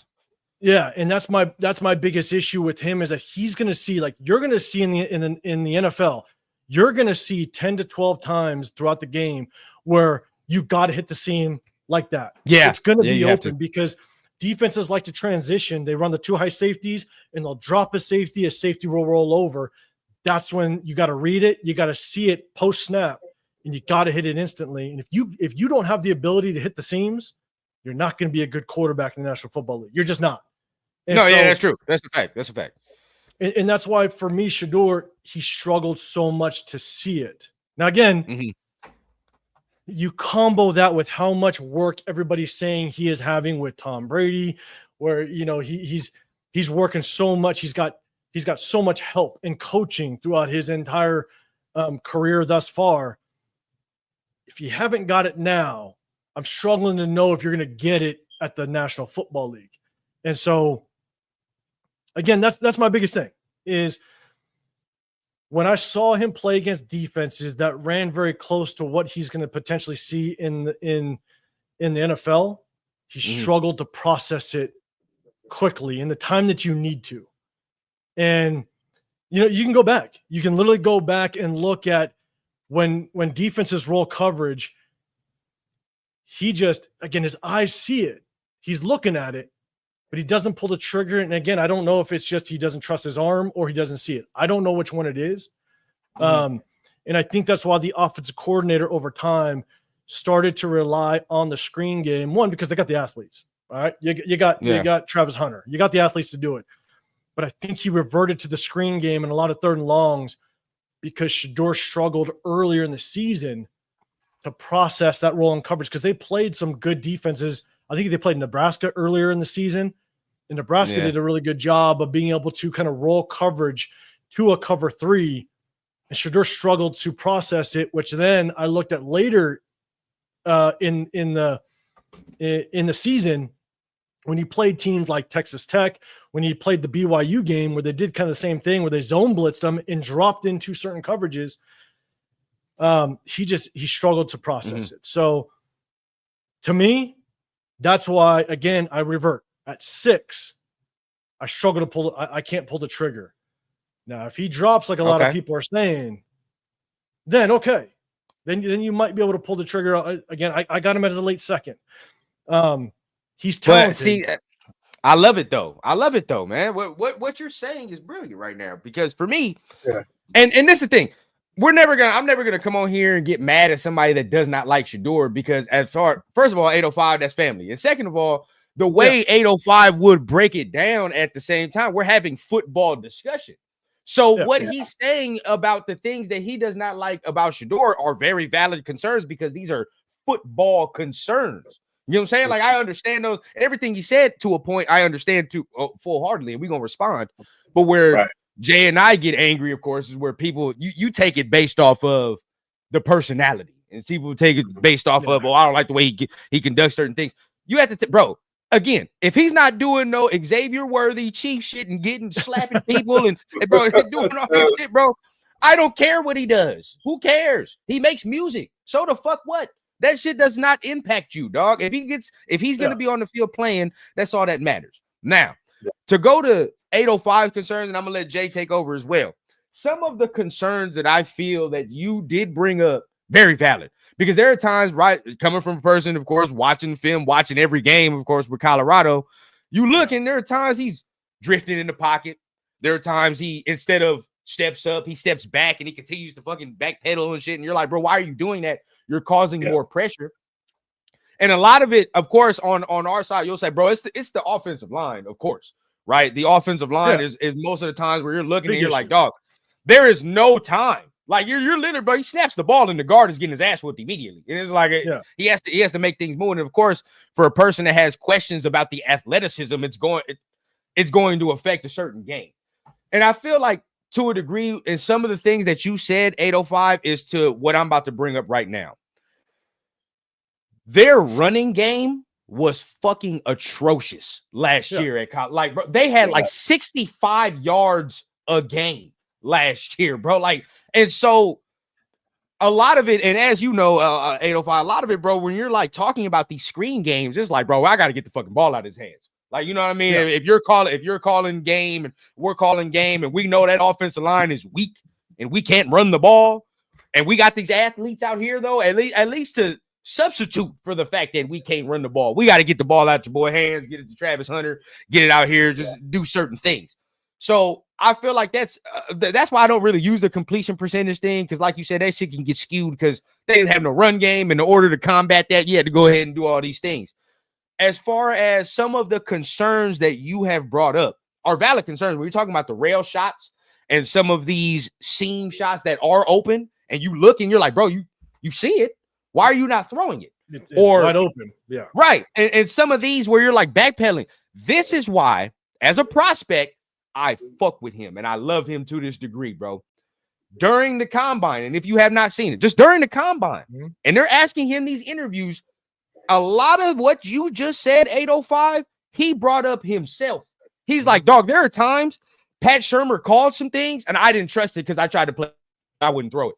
He said that, and he's like, bro, there are times I'm drifting in the pocket and I need to stop drifting in the pocket because I'm causing pressure on that. For me, I love a prospect that's aware of what the fuck he really like, bro. Like you feel what I'm saying? Like, because there's a lot of dudes that'll be like, oh, you know, like they'll say they do it, but you can tell that they're just bullshitting. They're just saying shit to quiet some people down. Like with him, I can tell there is a concise percent, like an effort to say, like, I'm not strong at these areas. You know, like I need to be stronger in these certain areas.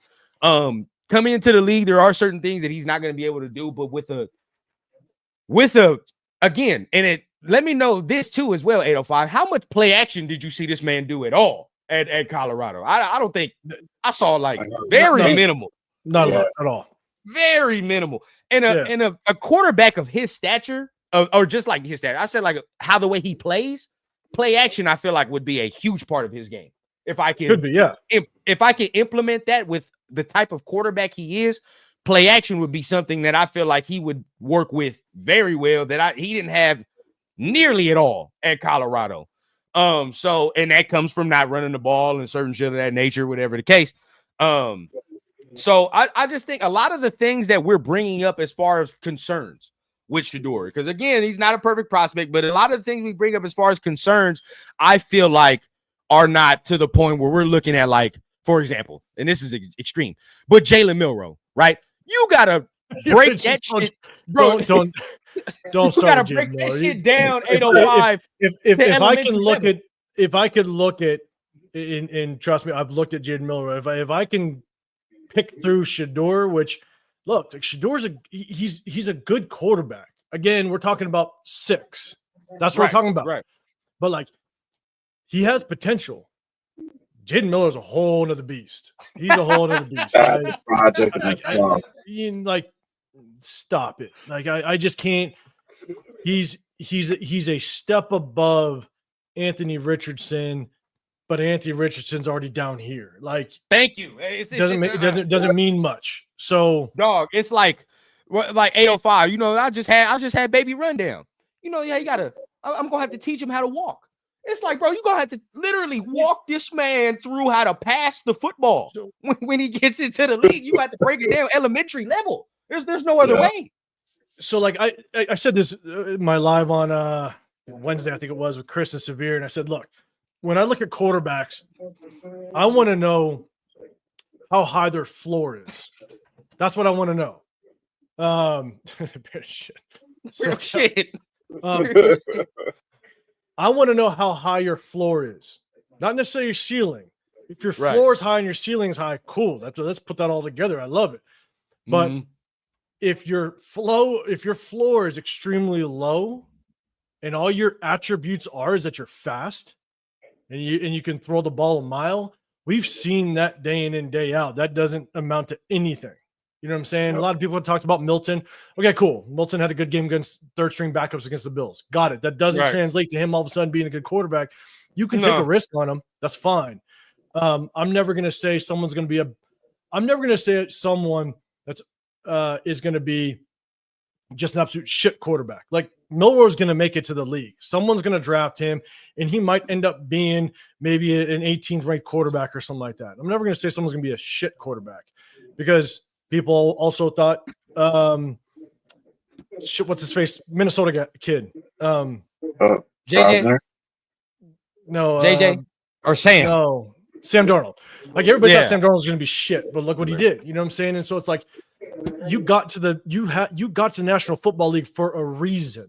You're one of the best in the world at what you do. So I'm never going to say you're going to be shit, but I'm also going to say, like, there's a damn good shot you ain't going to be top 10. You may not even be top 15.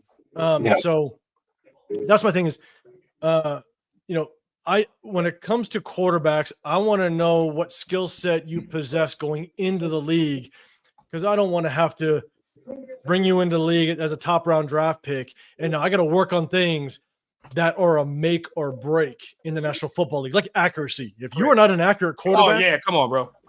Look, you can work on some of your mechanics. Like, for example, the example that I just said about Shadur, right? When he drifts in the pocket when he doesn't need to, and he goes through his progressions, when he gets to his third and fourth and he drifts off of his line, his accuracy goes down. If you can stop him from drifting off of his line, maybe his accuracy will improve.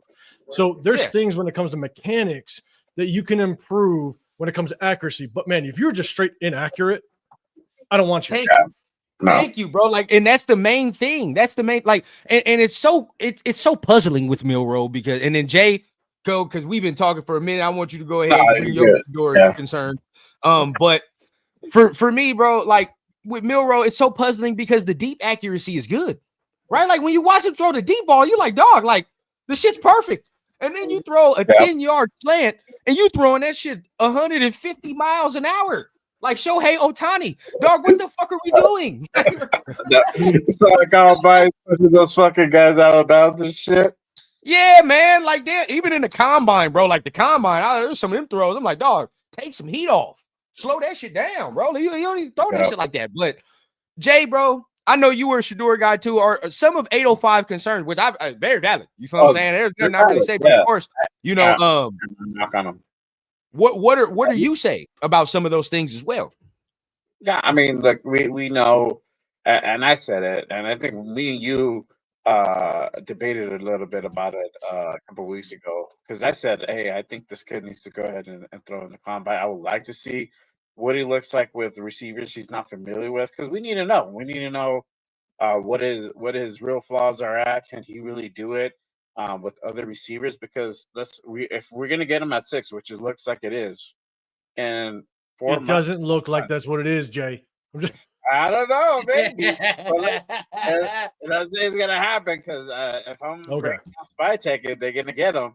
But in about 5 months, he's gonna be throwing to guys he's not familiar with. Like, how is that gonna look, right? But if now that we have, and this is before Geno. This is what I would say before Geno. So now that we have Geno, that pressure is alleviated. He can go ahead and take his time. We can work out those kinks. So obviously, the drifting part is right on the money. Holding onto the ball too damn long is just when you should be throwing it away. It is something that I've had concerns with from the get-go. That's literally looking at his games because I would literally look at his games and watch him and go through the whole game, and that's what I was seeing. Right, he was drifting, backpedaling. He's not running up on pressure. He can scramble, and that's something that we do need. But yeah, holding onto the ball drifting is going to be something that he needs to go ahead and fix, and it's fixable. This is fixable, and this is probably why you're bringing in Geno Smith to go ahead and sit him behind, so that way he can learn. He can work with Chip Kelly to fix those issues. So when it's time for him to go ahead and run his game and take his shot, you never know. Shit could happen. Gino could go down mid-season or something like that, and he has to go in. And how is that? He needs to be prepared, right? So, JL, here's the one thing in rundown. You being a running back, that's the hard part that I roll with because I didn't play running back, through college. I played some running back youth and high school and stuff, but like mainly defensive guy. But when you talk about the scrambling ability, right, and I don't know if you can get out of that. The thing is that having that instinct in the pocket, feeling pressure, having the vision to understand where guys are coming from, there's an instinct element to it that, some running backs have it. Some running backs have the instinct. Some running backs have the vision. And when you're talking about a quarterback, as a quarterback, you still need to have that instinct and vision to know where the pressure's coming from, to bail out. I mean, that's why Patrick Mahomes is not the most athletic guy in the world, but he's got the instinct and the vision to know where to go. Like, he just has that innate ability. That's something you can't teach at times. So I struggle to think that Shadur, based on what I've been seeing on the film, I struggle to think that Shadur is going to understand how to exit out the pocket on a consistent basis when an NFL rush is coming after him. That's where I have concern, is that I don't know if he's going to be able to just discover that trait out of nowhere? Well, my pushback. I mean, I'm sure you watched it. You know, they're Oklahoma State this year. Feel like North Dakota State this year. Multiple other games. I've seen examples of him have good pocket presence where he's not going backwards, whereas he steps up, he's moving, continues to move around, step up, and find the open man. I've seen him do it before. So to me, I really, and this is probably where disconnect comes from a lot of people. I really do feel like he was doing too much hero ball shit. And the thing is, with him, he don't have that Cam Ward, Patrick Mahomes ability where when you do hero ball shit, it looks sexy, right? Like, because he don't have that. I'm not athletic like that. I'm not athletic. I don't have a big arm like these motherfuckers, so I can't really do all that shit like that. So certain things, even if you're trying to play hero ball, he's going to be limited in certain things because of his play style, certain athletic ability traits. That's just what it is.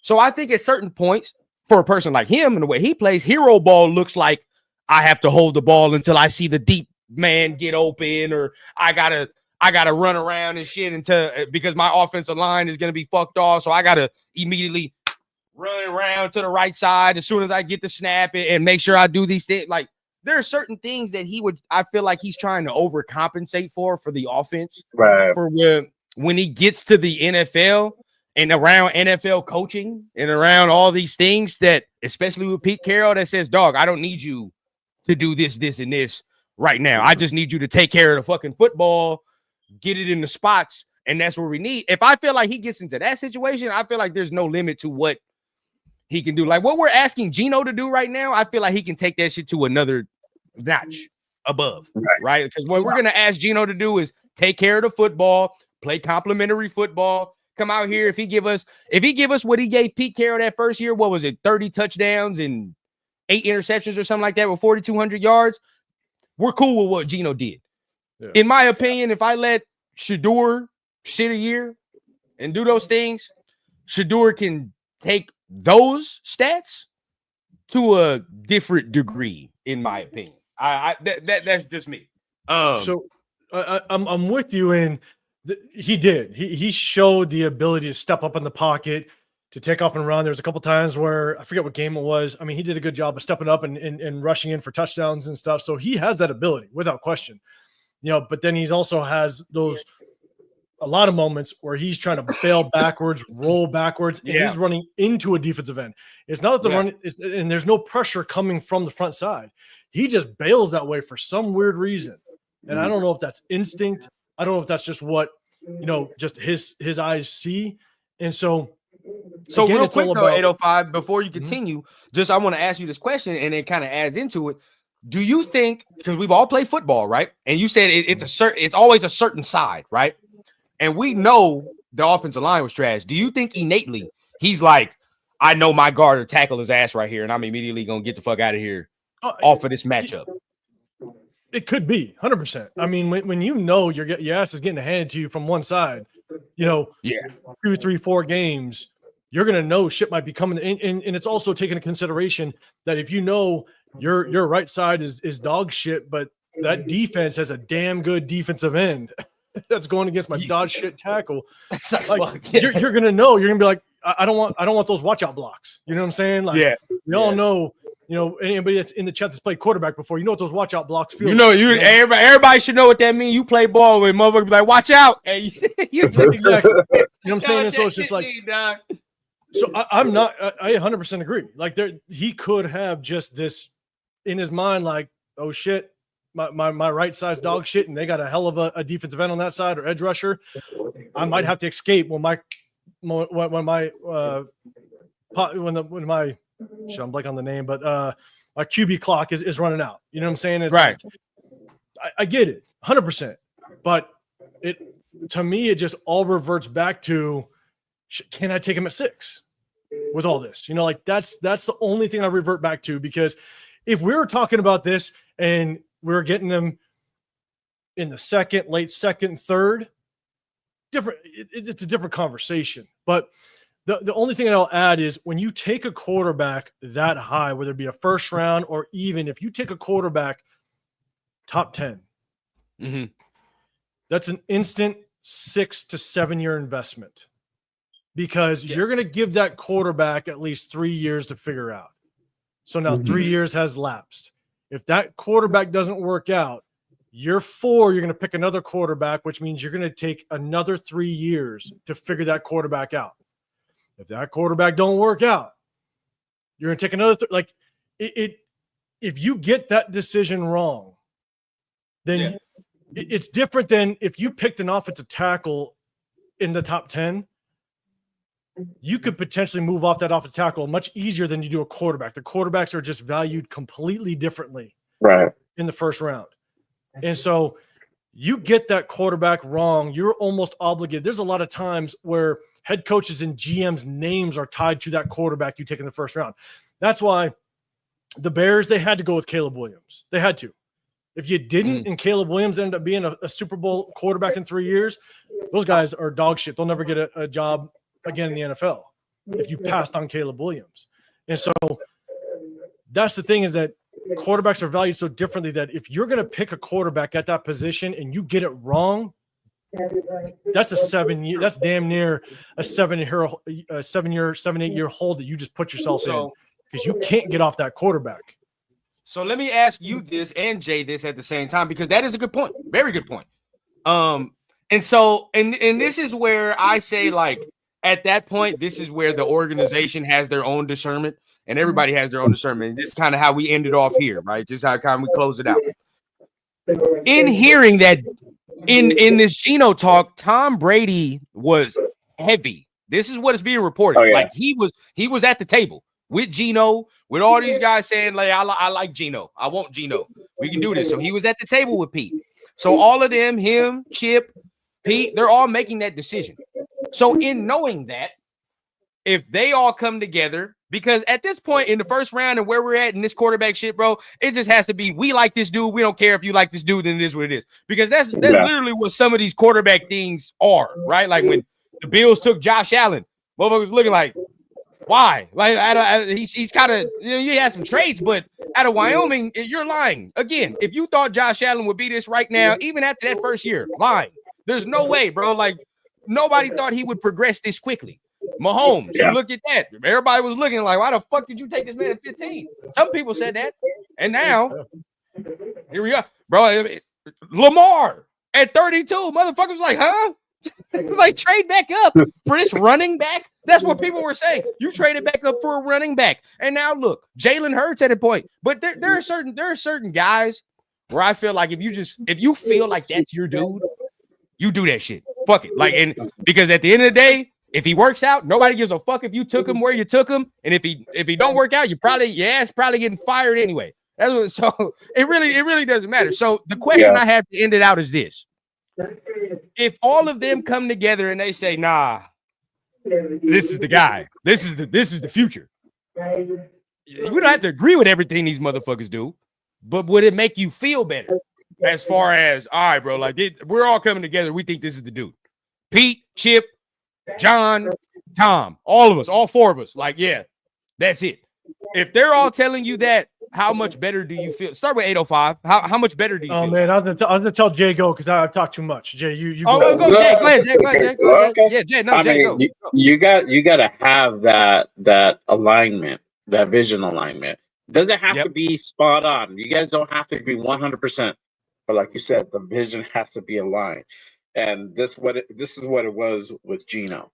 That's why I said, like, before anything went down, before a transaction happened, I'm pretty sure even before Pete even pitched it to those guys on the plane, he said, like, hey, this is who I want to kind of go for in a trade, or this is who I want to bring in a quarterback. What do you guys think? Like, he went to Chip. Can he even execute this? Like, do you feel like he's going to be competent to go ahead and execute this type of offense, right?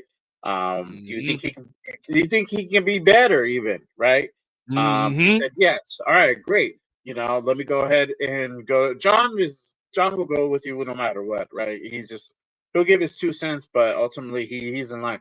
It's Brady where you're really where the seller is like, look, I want to go ahead and bring in Geno. What do you think about Geno? You know, give me your pros and cons about it.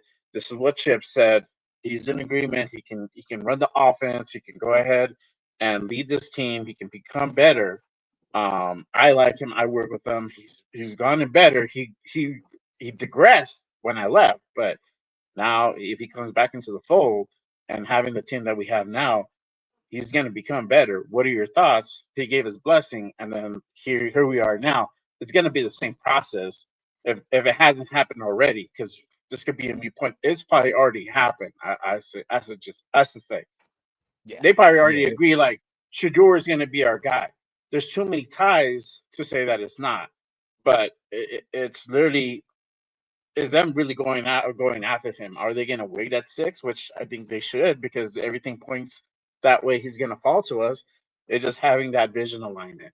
It's like, okay, if we get Shador, what is our plan? What is our let's say 3-year plan? What is your 3-year plan? Okay, great. We're going to get Geno. Boom, check. We're going to go ahead and sit him. We're going to go ahead and work on all the shit that 805 just pointed out, because if he broke it down, this is what they know. Right. We're going to start going through those motions. He's going to be He's going to be playing preseason no matter what. He needs to start getting those skills, right? And he's going to make those mistakes, and that's fine. He's probably going to look fucking ass, and he's probably going to get shit for it. But this is a process. We have to go through this process, right? Gino's going to carry out the season. He's going to do what he does. We make the playoffs, great. If we don't, we don't, and that's fine. So long as we get close to 500 as possible, great. I mean, if we're bringing Geno back year 2, year 3, then that's probably where, like, okay, year 2 is going to be really where we make the run, and that's really either we're going to start bringing out Shadur, or it just depends how that season goes. Either we're doing great, we go re-roll with Geno, or if at that point we just say, hey, you know what? Sorry, bro, just can't get it done. All right, kid, it's your turn. Do it. That's how I feel that this is the direction. Everything. Because Brady was there with Max Hassani. He was heavily involved in that. He was in the room. He wasn't at the press conference. He was in the building for sure. So who's to say that this same thing isn't happening with the quarterbacks? I think they have their plan in place. They have A, B, and maybe C plan already in their minds on what they're going to go ahead and do if certain scenarios don't come through. Like if somebody leapfrogs us and they get Shador, they get Cam, the quarterbacks are done. They're probably going to go ahead and maybe make that trade with Dallas, right? Because Dallas probably will get Genty. Hey, we're going to get Dart at 12. We can stomach getting Dart at 12 if that's what we want to do. We want to get a quarterback. We're going to invest in the future. We're going to get a guy at 12. You make the trade with Dallas. You can go farther down, but then you're running the risk of Dart going earlier. Somebody pulling on Atlanta, and then they snatch up that, and then we have to go to like a Howard or Milrow at that point. So I'm pretty sure they already have their plan in place. It just depends how they're going to implement it, right? I still think that they're just going to wait and see at 6 to see what happens, but Me too. That's And how shout I out feel. MEZBX, man. He says, off of what you're saying, Jay, he says, would Shadur even be with being a backup for a year or two? I'm gonna be honest, bro. He already got confidence. We're gonna mix that with hunger now. I mean, that's what it would be, bro, because he started for 4 straight years. There hasn't been a point where he has not played football in about like 4 or 5, whatever years, bro. He's always started from high school to now. So this will be the first time he ain't getting no action. That shit builds hunger, bro. That shit right there. Like if you ever play ball, bro, and or whatever you love to do, and you ain't able to do that shit for a minute, and once you able to get back to that mother, bro, that shit right there, bro, that's a different feeling. But I feel like they'll let him sit. Man, made no shit. I don't know how Shador would feel as being a backup. My issue would be how would Dion feel? Again, like we were talking before, I'm not too worried about Shador's attitude or whatever he presents. I still just have my issues with Dion. I don't know if Dion's be like, my son's not a backup. You better put him on the field. I have no clue what his reaction is going to be. And so that's my biggest concern, And so I think that's where Tom steps in and says, you know what, bro, I got it. Don't worry about it. I got you. Yeah. I would hope. Have the relationship where he can do that. I think they're close. They talk, and he's like, "Look, bro, I you agree. might see some shit that you might not agree with, but just know there's a bigger plan in place that you might not be aware of. I He's in hope. good hands, so right? I'm with you. I hope. I just, Yeah. like I don't know them personally, so I can't Yeah, give yeah, shit. You know what I'm saying? So Because for I me, would bro, hope. like Yeah, too. just for me, it's like and just I'll be watching a lot of what Bucky, his brother, be posting with him and Dion and a lot of that other shit. So like for me, like the way it looks, I'm like, bro, and we're all dads now on this motherfucker, bro. We sit here, and I say it all the time. Every time I get on here, I say it. Jay, do I not? We're all dads, bro. I'm looking at Cleveland and what the fuck and how they conduct business. We're not going over there. We're not. I don't give a fuck. We can start or not. I don't because that does not weigh the cons to it. We will be now all of a sudden all the shit's on us now. It's our fault that the Cleveland Browns suck. It's our fault. It's all Shadur. But the Cleveland Browns been asked for years and they never conducted business right for years. That's just what it is. I mean, even if you're looking at the Giants, right? I mean, they're 1 foot out the door. I don't know how you tell me that. I mean, Dayball got 1 foot out that door. If he don't have a good year next year, we pretty much know what time it is with him and that GM. It's over. Yeah. So now you're on your second coach, 2 years. Bro, now you look at it. Go ahead. That's the good example because it's like I think there was a comment. I think there was a comment earlier. Amber said it that when I mentioned about the Bears passing on Caleb Williams, right? They can't do it because if Caleb Williams ends up being good. GM's head coaches, you tie yourself to quarterbacks' names if you need one. So if we pass on Shadur, that's why I'm with you guys. I think there's a really good chance. I think there's a damn good chance we get Shadur. I may not be a fan of it at 6, but I'm also the shoulders of $1 billion organization ain't on my shoulders. So that's just how I feel. But if they pass on Shadur and all of a sudden he finds a shit ton of success, yeah, it's on their shoulders. I get it. You know what I'm saying? And I'll eat it, but unless you don't fucking get a BP, unless you don't get a blue chip at that point, like if you get like a fucking, like a what'd you say, a Leatherwood, and Shadur goes to the Jets and he's end up good. Like we gonna sit there, we gonna be like, bro, what the fuck? Exactly. You won't even find a job in the arena ball. Real talk. But that's the thing is like, to your question, right? You said that. And look, that's why again, I think there's a damn good chance that we take him because if we're sold on Shadur, you don't pass him. I get it, but I got my concerns, and that's fine. No, 100%. But if we do get him, if they're all in line, I will always revert, and I try to be as consistent as possible because then look, I look at this as with no bias whatsoever. Yes, I love our Raiders, but at the same time, I'm gonna talk my shit if I need to. You know what I'm saying? Like if I think Alex Leatherwood is a shit first rounder, if Tyree Wilson is a shit first rounder, you're going to hear it from me. I'm just going to say it. But my biggest thing is if they pull the trigger on Shadur, my hope is that Chip Kelly being the highest paid offensive coordinator in the National Football League will get the best out of him, and he will correct all the issues that I just brought up earlier in the show. Like that's my hope. Because all the issues that I brought up can be corrected. I just don't want a quarterback that is brought in with those issues at number 6. But I think those can be corrected. And I will put at least some responsibility on the fact that we have the highest paid offensive coordinator, a very good offensive coordinator that's proven wherever he's gone to help correct those issues. And I'd be cool with it. I'm okay with it. Me personally just don't want him at 6, but hopefully if we get him, Chip Kelly can do his thing. Right. Shit. I mean, the people in the organization probably got PTSD off of what Atlanta did to us last year. So I can see it, bro. I mean, I can see it. But bro, we coming up on 3 hours. We didn't have damn near 300 people in the chat, in the shit, rocking with us the whole 3, bro. And we appreciate each and every one of y'all. Y'all just sent some super chats. Y'all just said the love, man. It's been a great conversation today. Like, honestly, this is the football conversation that we talking about during the off season, right? Like, we can talk rumors all we want, but we got to break it down. We got to actually break down the fucking game and break down why we think what we think football sense, make it make sense, bro. So getting ready to just rundown. Just so you know, like I jump in the comments all the time, and appreciate you letting me come on because it allows me to kind of just when I say knowing Shadur, like there's at least some context behind it. You know what I'm saying? I know Yeah, there's a lot of exactly. people that are just like, I hate Oh, I Shadur, I know. like Shadur, whatever. There will be some context behind it. But before everybody gets out, because I know once you start saying, appreciate everybody, people start checking out. This, I want to say end of May, beginning of June, the 11th annual Raider Nation Summer Kickoff in Bakersfield, California goes down. So everybody that you're in the chat, if you're in the Southern California area, if you're within driving distance, whatever you want to, whatever.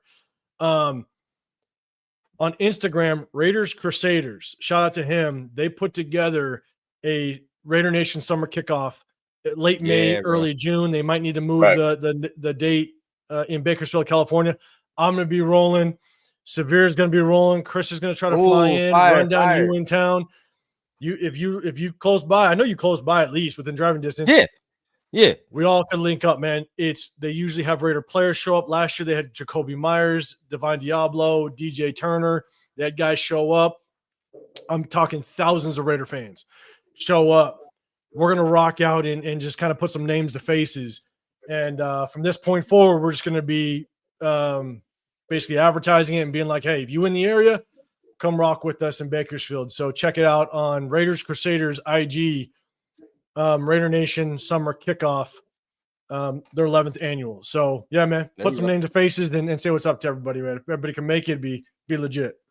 Yeah, bro, and see, and that's a goal of mine. Like this year, of course, start going to just more things, you know what I mean, and just getting out there, meeting more of the nation, and just tapping in with y'all, bro. But hey, you did that thing in Vegas not too long ago. That was dope, man. Yeah. You was severe, That's cool. that was dope, bro. That shit was dope. And trust me, bro, like during the season, I'm making my way, bro. I'm gonna be in Vegas and I'm gonna do my own thing. We already got it planned out. Trust me, 805. I'm letting you take me out on the town. It's gonna have Chris already said, bro, like. Chris is not letting me live until he has a night out with me. So I'm not like he not letting me live. He not letting nothing go down. So don't then be ready.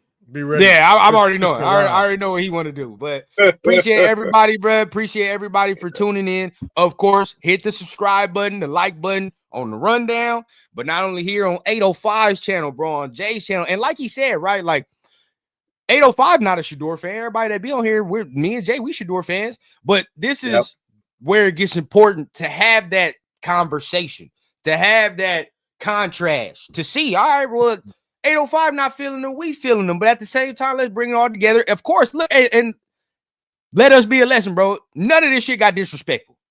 None of it. It don't have to. No. It's all football conversation, bro. Like, you can disagree and not have to disrespect somebody. That's all it is. You know what I'm saying? We all want the same goal, to see these motherfuckers win the Super Bowl. That's it. That's all we want. Yeah. So at that point, bro, let's continue. Let's see what they do in free agency. Y'all know you gonna see us. I mean, 805, you got your show tomorrow, right? I mean, tell them about the show times that you got tomorrow, so we can pull up on you if they like what you're doing solo wise. So tomorrow night, Sunday night, typically myself, Chris, Pick Show Podcast, as well as the Severe Raider. We do our shows on Sunday evenings, and we also rock out with you on Tuesdays. During the season, we do complete breakdown of every game. And so whenever we're in season on Tuesdays, we break down game film. And so definitely rock out with us on that. But outside of that, I definitely try to pop on to all the other content creators, man. Show as much love as I possibly can. Even if I can't jump on, I try to jump in the chat and just show love a little bit. But then I just do my individual videos. It's hard for me to jump on all the time or be consistent because, I got a family of my own and I do this for fun. I do this just because I love the Raiders. So I do my individual videos. I'll drop them if something goes down, but I definitely love to jump on, do the lives, and just try to elaborate, talk a little bit more, show some love to my guys. And we rock out. At the end of the day, we are one big family. And, I'll tell you, I just started this, I started this at week 3 of last season. And I'll tell you right now, I coached football for a long time. I played it for a long time, and I stopped coaching because I want to give more time for my wife and kids and stuff. And this has allowed me to kind of bring back just that itch that I had to coach again. And so I love it, man. Meeting you guys, meeting Chris and Severe and just the community has allowed me to kind of keep up with just the Raider, the football itch that I get. And so yeah. I love it, man. I love it. And my wife loves it. My kids love it because I'm around more often. So 100%. 100%. We right in the other room, man. Right in the other room with it. Exactly. Jay, man, Right here. let them know, bro. Let them know, Jay. And obviously, shout out what we got going on. Sometime in this near future. But you let them know about some of the shows you got going on, what you got going on during the week, man, and all that extra in between. Yeah, for sure. I have my Monday show. So I have three shows during the week. I got Raiders Unfiltered. That's on Mondays, 9 p.m. Pacific. That is a solo show that I do. I'm probably going to go on a little bit earlier this Monday. I think Leo said he has something going on. So I'm usually on behind Cheeto Linus, Pluto Rated Podcast. So make sure you guys go ahead and give him a follow as well. But I'm be on a little bit early. I'll probably be doing it at 8 instead of 9. And then we got the Wednesday show, the Raider Connection with Cheeto Linus, my guy Jeff, New England Raider Booster, and LB Raider 10, and myself. We do it every damn Wednesday at 7 p.m. Pacific. That is a panel show.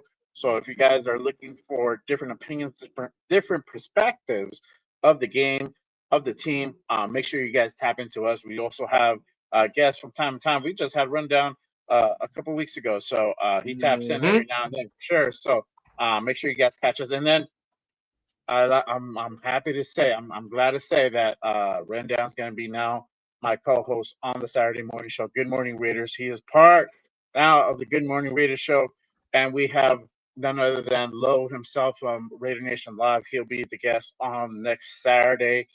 So make sure you guys tap in, turn on notifications. And as always, hey, when shit happens, we go on. We were on last night. So you got to turn on notifications if you're subscribing, because when shit drops, we on. You don't want to be left out in the dark, and then you got to find out 5 hours later. Damn, what the fuck happened? I just went to lunch. Real talk. I want to go get a burger, and then next thing you know, all hell's turned loose. Like I read it 5 hours later. Yep. So make sure y'all keep the notifications. As y'all already know, man, it's your boy Raider Rundown in the building. Of course, bringing you all the dopest guests, all the dopest conversations, all football related. As you know, make sure you guys are tapping on the like button, tap on the subscribe button if you're feeling what you're hearing from the channel, so you get more of this dope content. Of course, like my man said, Saturdays, right? If you want to stamp down time and some more rundown shit, Saturdays, I'm joining my mans for the Just Raiders Baby podcast in the morning, man. Good morning Raiders podcast in the morning, man. We're gonna be doing our thing, man. And on Saturday morning, gonna be doing our thing 10 o'clock Pacific time, right? So make sure you guys tune in for that. Other than that, bro, I'm a random individual, right? I treat the podcast random times. You feel me? So whenever the Raiders have news, wherever I feel like we got to discuss some things, right? Or maybe I feel like nation been tripping a little bit. We got some things straight. I'm going live. So make sure you guys go ahead and touch on the notification bell. So you don't miss none of this shit that I got dropping extra. But other than that, everybody, man, again, appreciate you, my brothers, man. This is dope ass show, bro. This is one of the ones, man. So really appreciate y'all, man. Till then. Hey, we're gonna catch you. We're gonna catch you on the next one, man. Y'all know what I say, man. I keep it authentic from the clouds to the ground on the Raider Rundown. Y'all keep it easy on the weekend, man. And we're gonna see y'all soon, man. Peace.